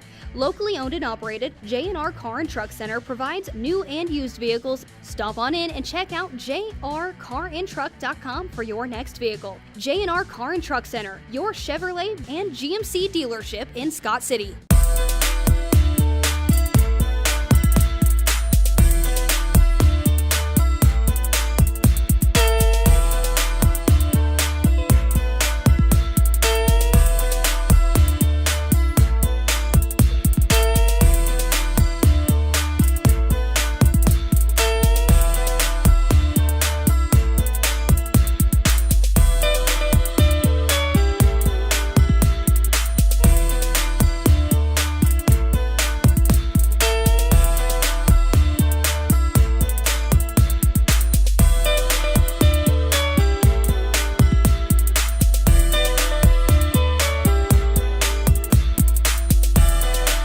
Break 26-25. Scoring looks like this. First for Goodland, they were led by Brady Brumbaugh with 10 points in the half. 5 for Manny Gonzalez, 4 for Cole Linton, and then Lincoln Cure and Noah Shinnett each with 2. Also Blair Lennon with a 2-point basket. Goodland had 6 turnovers, 6 steals in that first half, and had a total unofficially of 7 boards. As they also had 2, 3, 5, 6, 8 fouls in the first half. Scott City had 6 fouls. They were led pretty balanced attack. 9 for Jackson Rumford, 8 for Avery Knoll. They were the 2 scorers for a long time in this game. 5 for Eloy Ruelas and 2 for Sage Steckline. Beavers in the first half had 9 turnovers. They cut the turnovers down in the second with just 3. They also had 2 steals. They had total of 11 rebounds in the first half, so they've done a better job rebounding this game They only had 11 rebounds the entire ball game at Goodland right before the Christmas break. It's 26-25 Scott City lead. We'll come back with more first half stats after this 3-minute break. This is Scott City Beaver basketball. We believe investing in our community is how we make a lasting impact. It's about more than just providing wireless services. We believe in rolling up our sleeves and working side by side with local organizations. Whether you're sharing cherished moments, staying updated on trends, or exploring your surroundings, we're there to keep you connected. Next Tech Wireless. We are Kansas.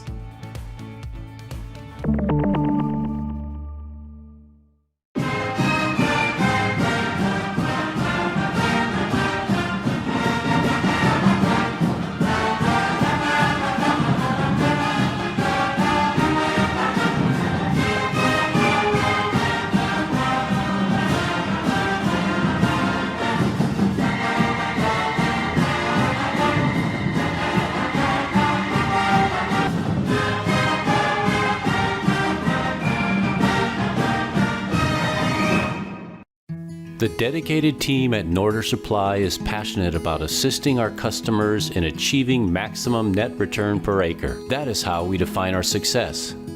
Through unparalleled agronomic advice and best-in-class customer service, you can depend on us to do what is best for your operation. Ask them today about their spot-on service and how it can fill your needs. Norder Supply. Plain talk, exceptional results. Sports have this amazing way of making a positive impact in our community, whether it's helping children, boosting local economies, or creating role models. That's our goal at American Implement, too. We believe in being a part of the communities we serve by just being a good neighbor. Thanks for being ours. They said this place was too isolated to call home.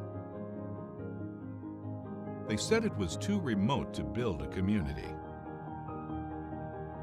And then one day, a farmer strung a copper wire from one fence post to another and changed everything. We didn't build the communities of Southwest Kansas. No, we just brought them together.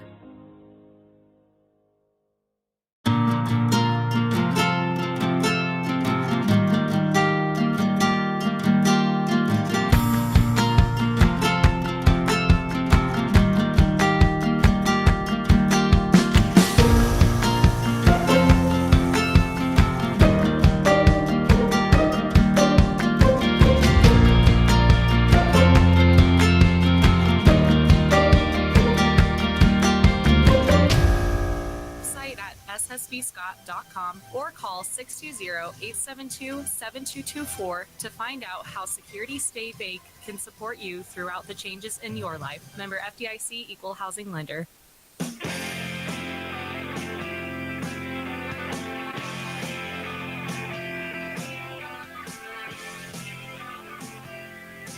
All right, we're back here inside the Scott Community Event Center. Beavers up by a point here at the break by the score of 26-25. First half stats, some other stats. Shooting percentages, Goodland at 45% in that first half, 9 of 20, 3 of 8 on threes, 6 of 12 on twos, and 4 of 8 from the line. For the Beavers, they were 47% in that first half at 8 of 17, 1 of 4 on threes, 7 of 13 on twos, and 7 of 9 from the charity line. And so they've been pretty good at the line in the first half. Foul trouble has affected both teams just a little bit. Avery Knoll with 2 fouls for Scott City. Manny Gonzalez with 2 fouls for Goodland. The Beavers will have 8 days off. They'll play on 28th of February, next Wednesday. They'll be on the road. And early predictions look like it will be probably the Pratt Greenbacks. That'd be the first time in 14 years that Scott City would play at Pratt. Of course, first time that Scott City would play there since they were both league teams in the Mid-State Activities Association. Goodland is going to be the #1 seed. And right now they're projected to play Southwestern Heights at home next Monday night, but could also, if Southwestern Heights beats Cimarron tonight on the boys' side, it could play Cimarron. And Goodland is, even if they would lose tonight, would still be the #1 seed. They have the tiebreaker over Norton. Even if they were to win, Norton wins and Goodland loses tonight. If that were to happen, they would have the tiebreaker, and Goodland would be finishing in second place as well in the league. Both 4-2 with Holcomb at 4-2 as well. Scott City, if they could win tonight, they would tie Ulysses for the 5th spot at 2-4. It'll be Goodland Cowboy basketball to begin the third quarter. They'll have Cole Linton out there, also Manny Gonzalez, Noah Chinette, Lincoln Cure, and Brady Brumbaugh. Scott City with their regular 5 with Eloy Ruelas, Alex Tarango, Avery Knoll, Jackson Rumford, and Sage Steckline. And Steckline with a steal right off the bat. He's going to take it all the way, and he will lay it up right down Main Street for his 4th point. I almost thought he was going to dunk that. 28-25, 7:46 to go, but points off turnovers there, and Chinette has to save it in, and Brumbaugh for the tie. No. Rebound Tarango for Scott City. His first board of the night. So the Beavers are up by 3, and they have not led by more than 5 in this game. Goodland has not led by more than 1. Tarango holds it up out high, goes right with the pass to Steckline, trying to lob it in. Now he'll bullet pass it left. And turning down the 3 is Ruelas. He'll lay it up and score it. He has 7. A quick 4-0 burst for the Beavers to begin this third quarter. They're up by 5, matching their largest lead of the ball game at 30-25. First minute of the third period. Brumbaugh with it up top, goes left to Cole Linton. Linton will get a screen. High left now to Manny Gonzalez. He'll go around Tarango. Back up top to Linton, almost behind him, and out into the backcourt. But back now to Brady Brumbaugh. 6:48 here in the third. 5-point Scott City lead. Goodland ball. Third time that the Beavers have led by at least 5 points. Brumbaugh with a 3 right side, in and out. He's missed his first 2 threes in the second half, and the rebound to Jackson Rumford. Can Scott City extend their 5-point lead here? It's 90 seconds into this third quarter, and the Beavers are 2-2 to begin this second half of play. Up top, Tarango right side to Sage Steckline. Back up top to Tarango's Goodland in a man-to-man, actually more of a matchup zone. With it up top, here's Eloy Ruelas. He'll drive right lane line. He'll hang, shot swatted out of there by Cure. It'll still stay Scott City ball with 6:13 here in the third period. 30-25, Beavers lead. Nick Leon inbounded in, does lob it into, does Rumford to Tarango, or to Ruelas, now back in that, oh my goodness. Ooh, what a tough call. Coach Brian Gentry not happy with that call. I kind of am with him that time. Because that time, Cole Linton sent the charge to the official, and Jackson Rumford picks up foul number 2 and team foul number 1 of the half in the quarter. As we approach 6 minutes to go third quarter. Out high goes to Manny Gonzalez around the screen. Now flips it left side to Brumbaugh, trying to get it into Lincoln Cure. Rumford has to be careful, and yeah, he has 2 fouls. Cure will go back up top to Brumbaugh. He'll drive left side, give and go to Lincoln Cure. Shot blocked by Avery Knoll, and the rebound goes to Scott City Steckline as they'll kick it out up 5. 5:40 to go third quarter. Beavers 30-25 over Goodland. Ruelas looking to step back. Now trying to direct traffic as he uses his dribble up. Right side it goes to Tarango, now to Rumford toward the right baseline. Trying to back his way in on Brumbaugh. Back up top to Ruelas for a 3. It'll crawl off, and the rebound, Brady Brumbaugh for Goodland, as Goodland boxed out in the lane. That would have been a big 3. Here's Goodland back the other way with Brumbaugh. Goes out high to Linton. To Noah Chinette. Up top to Manny Gonzalez as we approach 5 to go third quarter. He'll try a 3. Won't bank it in, and Rumford clears the board easily for the Beavers. 30-25, still your score. Goodland scoreless to begin this third quarter.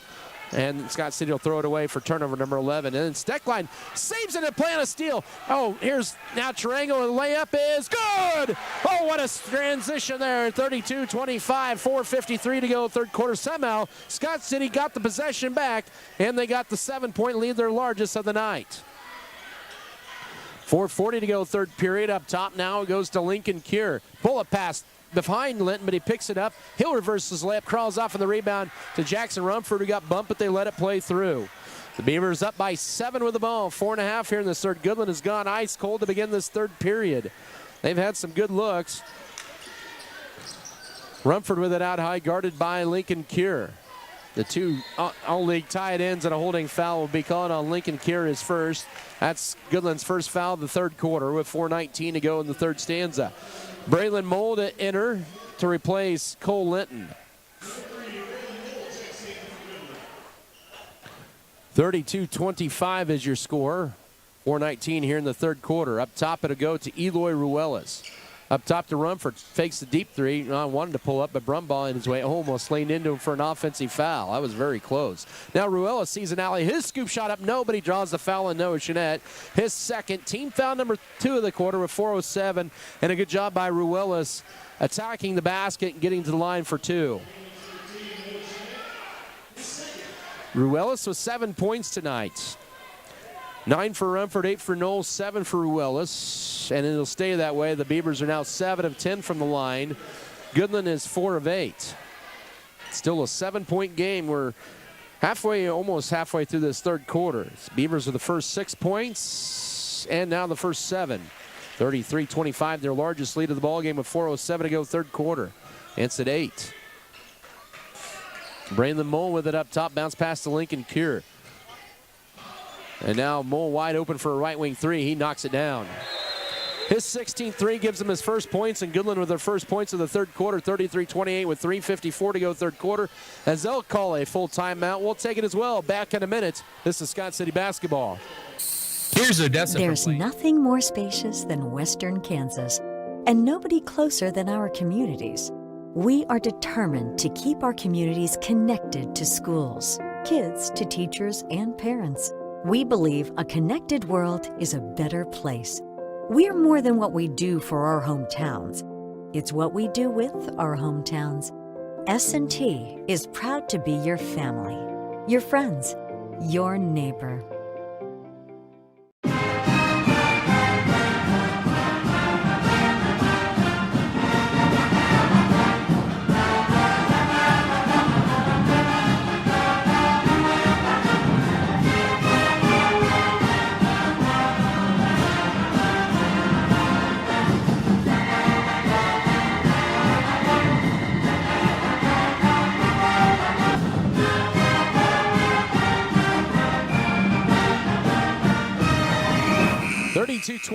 Or 33-28, excuse me. Scott City's lead is at 5 after that 3 by Braylon Mole. His first points of the night. 3:54 to go third quarter, back here to action.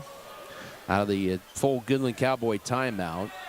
Ruelas with it. Scott City does get across a couple seconds to spare. Rumford guarded by Brumbaugh. Spin move goes to his left. He'll lay it up and scored. He has 11. 35-28 with 3:38 to go third quarter. And the Beavers are back up by 7. And a nice answer back. A 9-3 run to begin this third period. 3.5 to go. In the backdoor cut deflected. Oh, they're going to get a holding foul on Sage Steckline. That'll be his second. And that'll be team foul number 2 of the second half. Both teams just 2 fouls in this third quarter. Scott City up by 7. They've led by as many as 8 in this ball game as they get it in Lincoln Cure. Now up top here, Jeanette driving left side. He'll lay it up and score it. Nice finger roll layup. He has 6. 35-30. 3-8, or correction, he has 4. 35-30 with 3:15 to go third quarter, and Scott City will throw it away.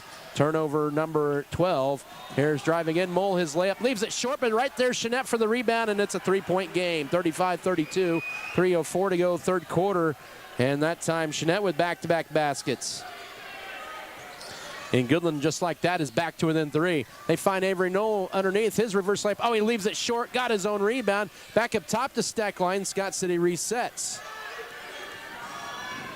2:45 to go third quarter. 3-point Scott City lead. Brooks Bailey in the lineup for Scott City. And then he throws it away in a turnover. And a layup on the other end is good for Manny Gonzalez. And a quick 9-2 run makes it 35-34. Scott City's lead trimmed to 1. 2.5 to go third quarter. Bounce pass in the front court to Sage Steckline, now to Jackson Rumford. The Beavers need to take better care of the basketball. Underneath Steckline. Wrap around right side. Noel will try for his second 3 of the year. That one rims in and out, and Goodland with the rebound. In the corner with it is Mole. He has Goodland with an opportunity to take their first lead of the half. And Lincoln Cure is short on the 3. Brooks Bailey couldn't get the rebound, and then Manny Gonzalez. What? They're going to say last touched by Bailey out high. Interesting call there. And it'll still stay with the Cowboys with 2:06 as he and Gonzalez were in that vicinity. They'll say Brooks Bailey was the last to touch it as Goodland makes 3 substitutions in. Blair Lennon also, and there is Zach Thorson and Kaysen Cedars from Scott City subs out. Sage Steckline brings Coy Vance back in the lineup. Low pass, entry feed in and Mole. Goodland on a 9-2 run. over the last minute and a half, and then they'll lose it, and it'll be their 9th turnover. Scott City with the steal. Down one, or up one are the Beavers. Minute 53 to go, third quarter. Right corner to Coy Vance. He wants to give and go to Rumford, but can't. Now to Brooks Bailey, left corner to Avery Knoll. Head fake looking to drive in, skips it over right side. Here's Coy Vance. He'll take it to the rack. He'll lay it up. Oh, he missed it. Rebound, Jackson Rumford goes up and scores it. He has 12, make that 13, 37, 34, 94 seconds to go, third quarter. Scott City back up by 3 as Rumford working close to a double-double. Here's a 3 for the tie. Brumball hits the lip of the rim. No rebound. Thorson had it knocked out of his hands, but kept alive by Cedarstrom. As Goodland resets down 3 late third quarter. Minute 15 to work here in the third. Rumford working close to a double-double here. Here's a screen and a deep 3 for the tie. No, as Ruelas hit the deck hard. Rebound Jackson Rumford. Did not see what happened there as Ruelas is still down. Took maybe a shot to the face. I'm going to check on him, and Coach Brian Gentry walking out.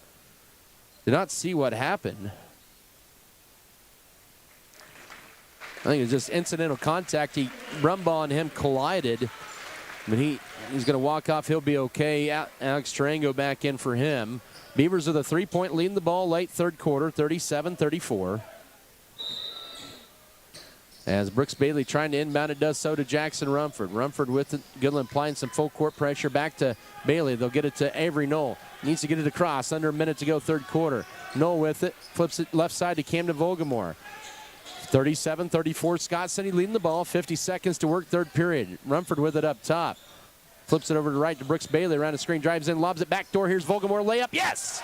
Good move that time by Scott City and Vogelmore to the first basket. 39-34 with 40 seconds to go third quarter. Good ball movement, and the Beavers get 2 right at the basket. 30 seconds to go here in the third quarter. Goodland may go for the final shot, down 5. With it is Zach Thorson, and now goes to Blair Lennon. Lennon goes to the right elbow, almost walked with it right side to Thorson. 20 seconds to work third quarter. Beavers up by 5. Goodland with the ball. Mole with it, guarded by Bailey. Only 2 fouls each side this third period. 13 seconds to work.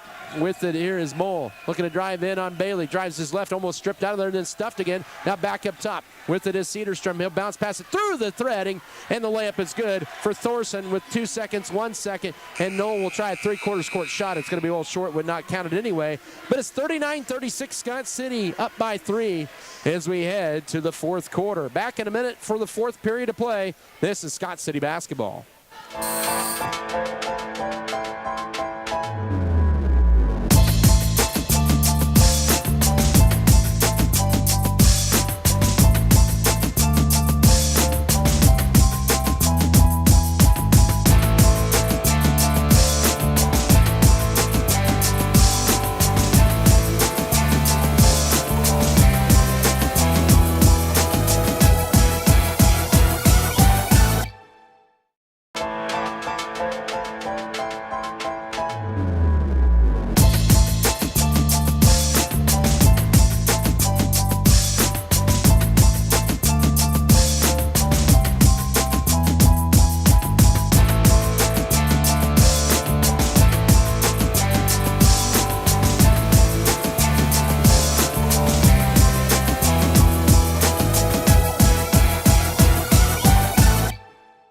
Scott City Eye Center has been a leading provider of optometry services and vision care products in the Scott City community since 1999. Our experienced eye doctors offer comprehensive vision examinations that our Scott City Optometry office specializes in the diagnosis and treatment of a wide array of eye diseases, conditions, and problems. We use advanced diagnostic technology, and we are committed to improving the quality of life.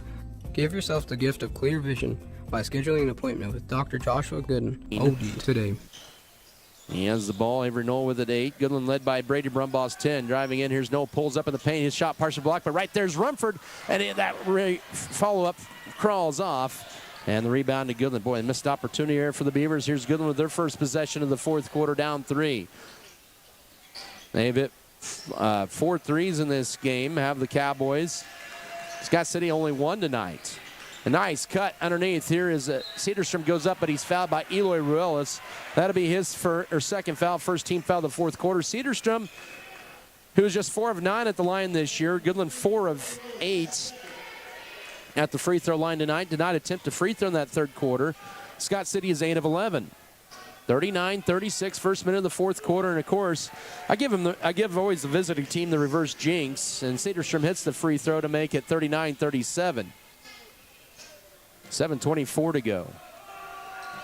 Free throw number 2 is perfect, and my stats have failed me. 39-38. Cedarstrom didn't look like Scott City throws it away off the inbounds, and that'll be their 14th turnover of the night. And Goodland with a chance for their first lead of the second half with 7:24 to go. And more importantly, Goodland will inbound it in the front court, down by 1. Cedarstrom there with his first points of the night. He had 3 points at Ulysses on Friday night. Inbound in, goes to Lennon.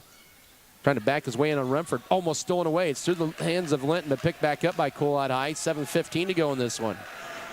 39-38, Scott City, but Goodland threatening. Brumbaugh pulls up for the lead. Good. Oh, that was a nice shot. He has dozen. His first points in the half, and Goodland for the last 6 of the ball game, and they go 40-39. Our first lead change of the second half with 7 minutes to go. Tarango with it. He'll pull it back out high. Goes left to Eloy Ruelas. He'll fire a 3 for the lead back. It's dead on. He has 11 and 2 threes. It's 42-40 with 6:52 to go. Brumbaugh, last meeting between these two, got hot in the second half. That was maybe almost a double dribble. Brumbaugh with it. Now Manning Gonzalez for almost an answer back 3. He'll drive in. Brumbaugh will try the answer back 3. Oh, he hit it. 43-42, 6:34 to go. He came to life last meeting against Scott City in the fourth quarter, and he has their last 5 to give Goodland back the lead by 1. Rumford with it. 6:20 to go. Needs help. Trying to get it to Avery Nolan. That's going to be a reach-in foul on Zach Thorson, his second first-team foul of the fourth quarter on Goodland.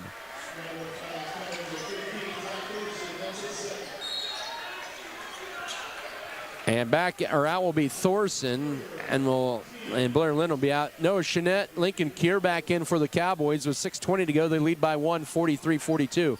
Bounce pass up top to Eloy Ruelas.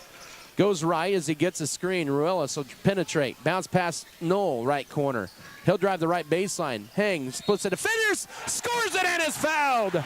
Knoll with 10. He's the second Beaver in double figures, 44-43. Scott City back up by 1. And 4 lead changes already in the first minute, 50 of this fourth quarter. That's on Lincoln Kier, his second Goodland foul of the quarter. And the Beavers back up by 1 with 6:10 to go. Knoll's free throw perfect. He has 11. 45-43. Scott City back up by 2. They've traded threes. This time the old-fashioned three-point play.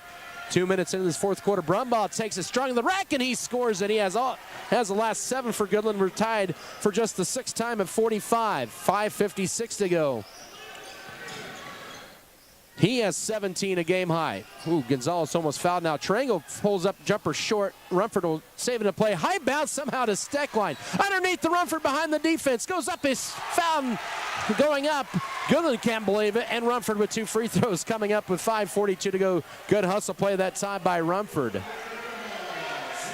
The first foul on Brady Brumbaugh. Already 3 fouls on Goodland in this fourth quarter. 2 free throws for Rumford. First to break the tie. It rattles home. 46-45. Beaver lead at 1. 5:42 to go. Brooks Bailey in for Alex Tarango. Scott City with 3 in double figures tonight for the 2-point lead. Too strong with a rebound to Goodland. Cole Linton. 46-45, Scott City up by 1. Goodland with the ball. 5:35 to go. Brumbaugh trying to take over this fourth quarter and draws a foul out high. And that'll be the 3rd foul on Avery Knoll with 5:34 here in the game. Brumbaugh has the last 7 points for Goodland after going scoreless in the third quarter. He had 10 in the first half. He has 7 of their 9 fourth quarter points. 5.5 to go. 1 point Scott City lead here. Chenette trying to take it right side. Hangs left side. Gonzalez turns down the 3. Now Kier will step back. He'll try a 3 for the lead. Too strong. Rebound Eloy Ruelas for Scott City.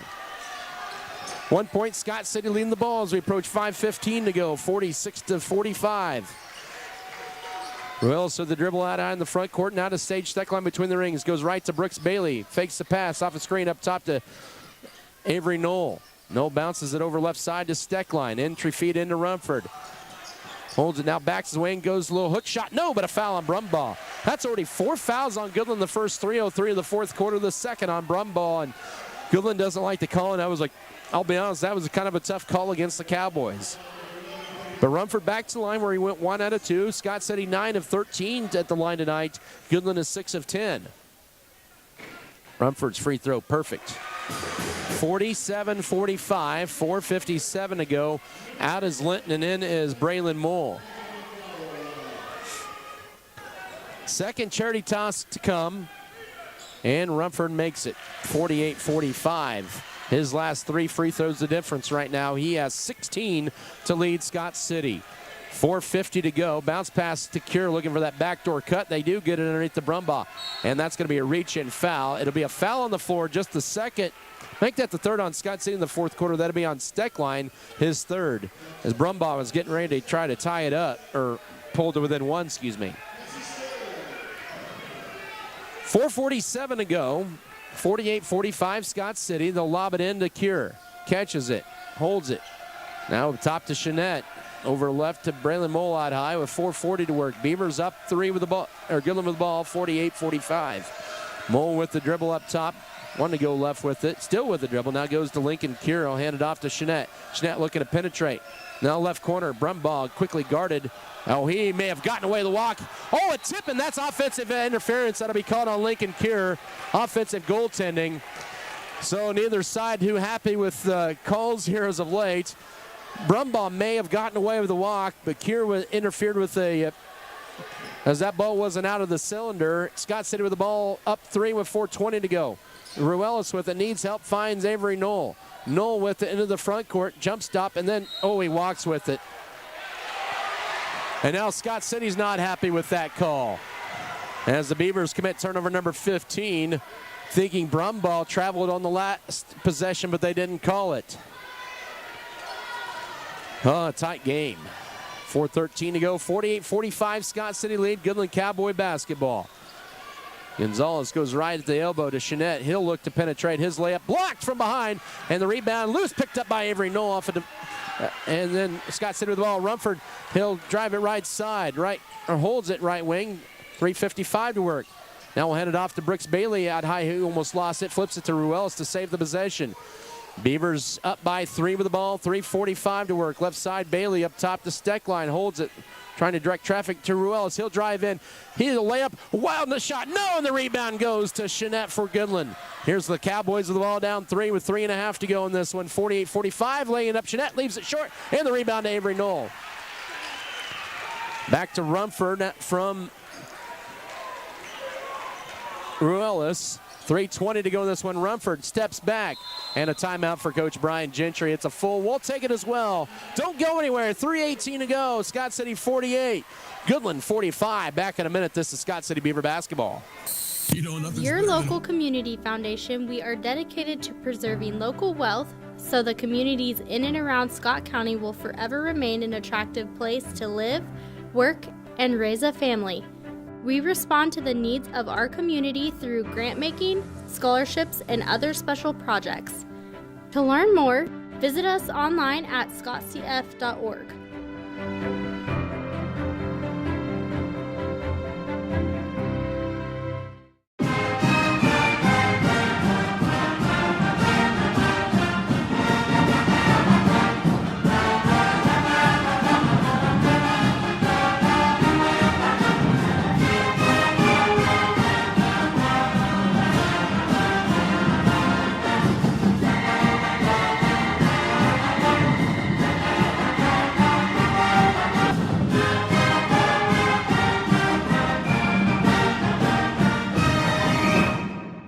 Cooperative.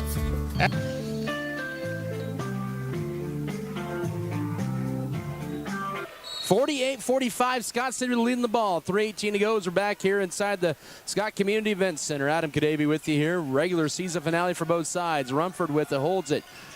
Looking to back his way in on Brumbaugh. Goes his right, bank shot, crawls off, and the rebound to Lincoln Cure for Goodland. Beavers hanging on to a 3-point lead here as we approach 3 minutes to go in this one. Cure in the front court up top, wants to drive in. Backing his way in, hangs, shoots, and tough shot. Might have been partially blocked that time, and the rebound to Jackson Rumford. Rumford working on a double-double here tonight. 2:48 to go. That might have been partially blocked by Steckline. Rumford with it up top. Beavers up by 3. Goodland has 4 fouls.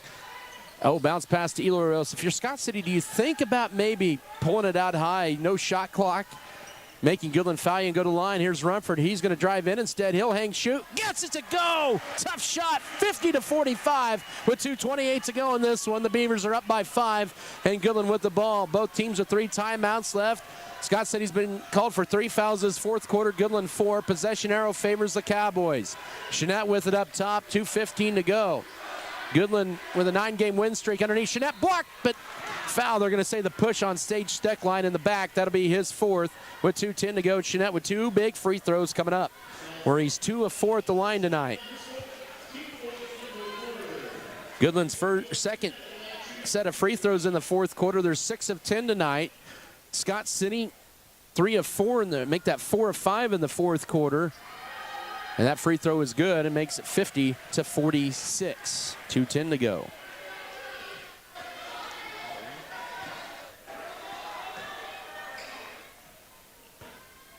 Free throw for Jeanette. Off the back iron, no. Steckline. Oh, he tried to reel it in and couldn't reel it in. Saves it in play, and then 3 on the way for Gonzalez. Oh, he hit it! Manny Gonzalez from way downtown, and it's a 1-point game with 2 minutes to go, 50-49. Full court pressure. And in the front court, Brooks Bailey, almost stolen away. Rumford with it out high. Hold it. Both teams have 4 fouls here. Minute 48 to go. 50-49. Scott City hanging on to a 1-point lead. Here's Rumford. Ball deflected by Kier. It'll still stay with Scott City with a minute 44 to go.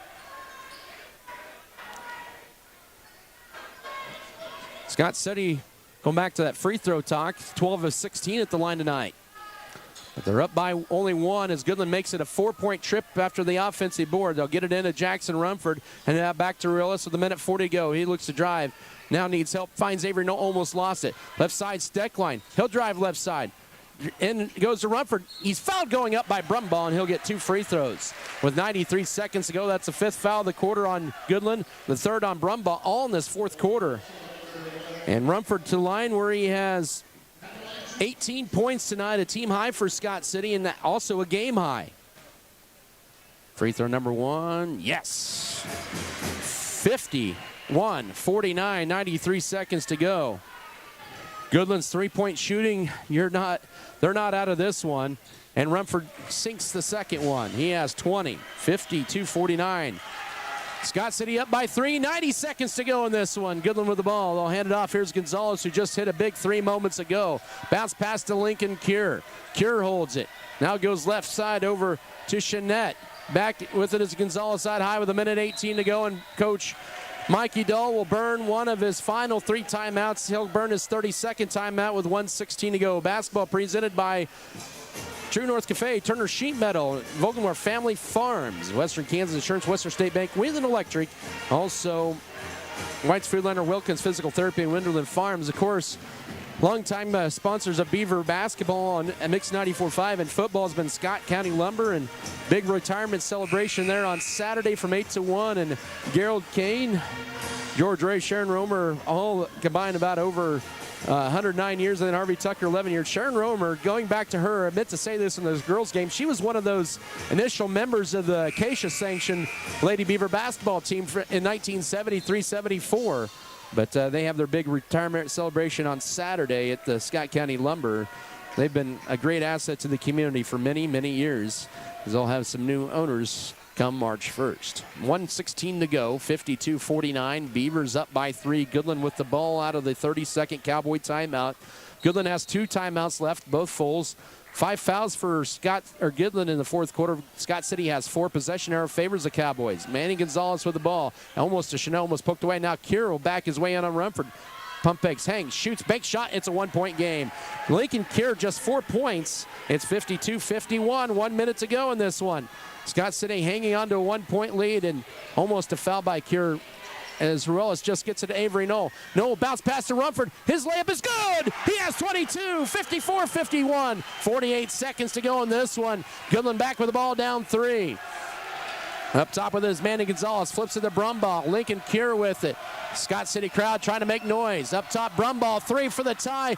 No, it's going to go out of bounds. Oh, we got a holding foul on Avery Knoll. Oh, my. And that'll be Knoll's 4th foul with 34.3 to go. Lincoln Cure will be at the line for 2 free throws. As that was the 5th foul on Scott City.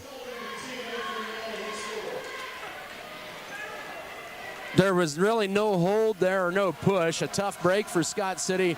2 free throws for Lincoln Cure, where he's 38% at the line. Goodland is 3 of 4 in the 4th quarter. Free throw misses everything. Coach Brian Gentry instructing his players on the low block. Sage Steckline and Jackson Rumford box out. Second free throw. This to make it a 2-point game. Short. Rebound, Sage Steckline. And he's fouled by Noah Chenette, his 3rd, with 31.3 to go. That'll put Steckline at the line for the first time tonight, where he's a 50% free throw shooter on the year. He'll have free throw attempts 49 and 50 of the year. He has 4 points tonight, does the senior on senior night. All right, 54-51. Big thing, you want to hit at least one of these free throws to make it a 2-score game with 31 seconds to go. First charity toss. Steckline, yes. 55-51, 31.3 to go. That makes it a 2-score game. Scott City wins this game. You'll go back to their free throw shooting. Steckline line drives a second one home. Brian Gentry wants to talk things over. The Beavers are up by 5 with 31 seconds to go in this one, 56-51. Final 30-second timeout for the Beavers are down to 2 with 31.3 to go. Trying to upset number 2 in 3A. This would be their 2nd ranked win in 3 Tuesdays. They beat number 9 ranked Lakin at their building by 11 2 weeks ago.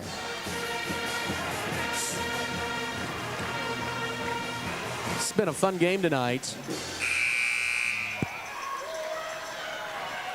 Goodland to trigger it in out of Scott City's 30-second timeout. This is the largest lead of the 4th quarter, once again by Scott City at 5. They had a 50-45 lead. It's 56-51. Brumbaugh will race it across.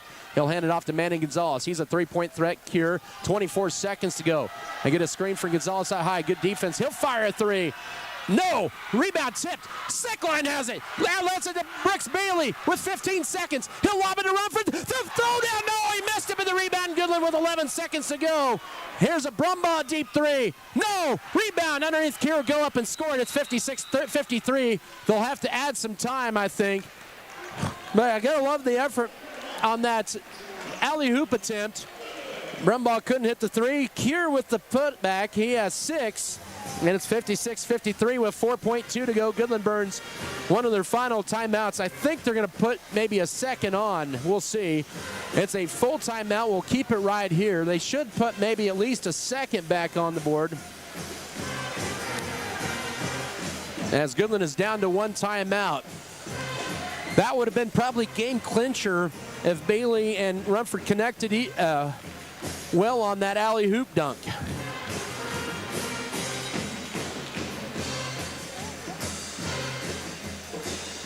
Scott City has been so close in many of their games this year.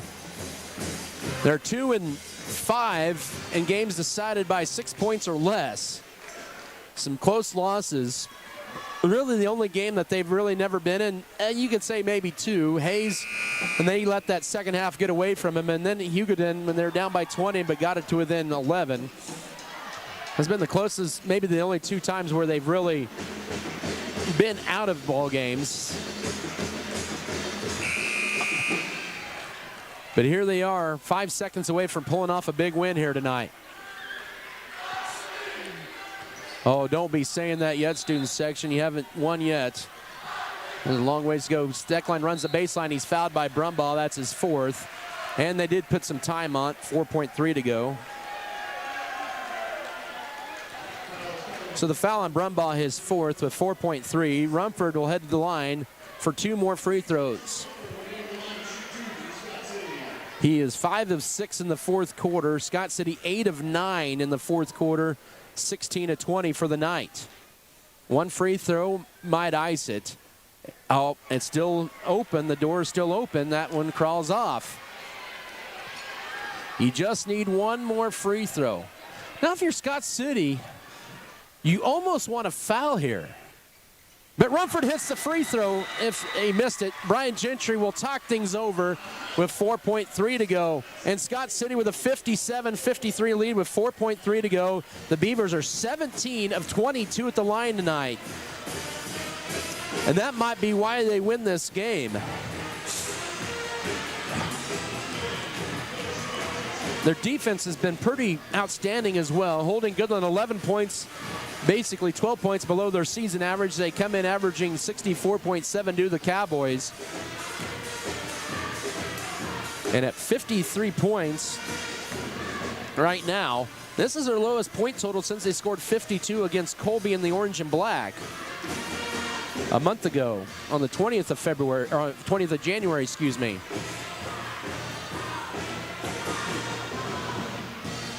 (57-53) Scott City.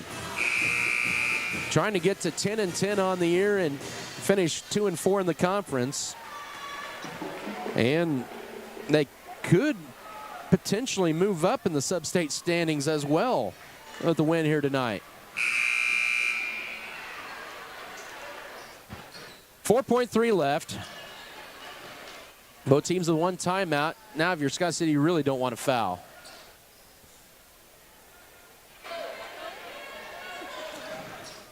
Pressure a little bit, don't foul if they get an easy layup.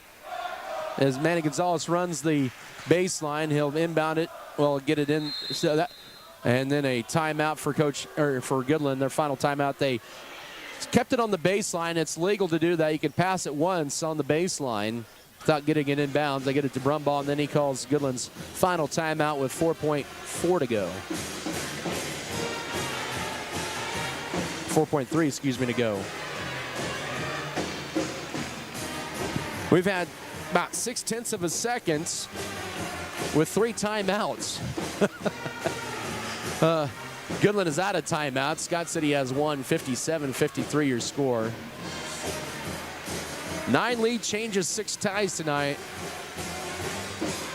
Beavers are 4.3 ticks away from pulling off a big upset to close out the regular season. They lost by 7 at Goodland in December.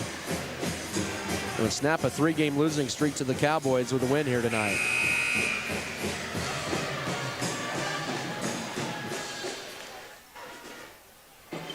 It'll be Cole Linton to inbound it. If this is anything that Scott City can play with about anybody, I don't know what does. Stolen by Ruelas. The interception, and that'll do it.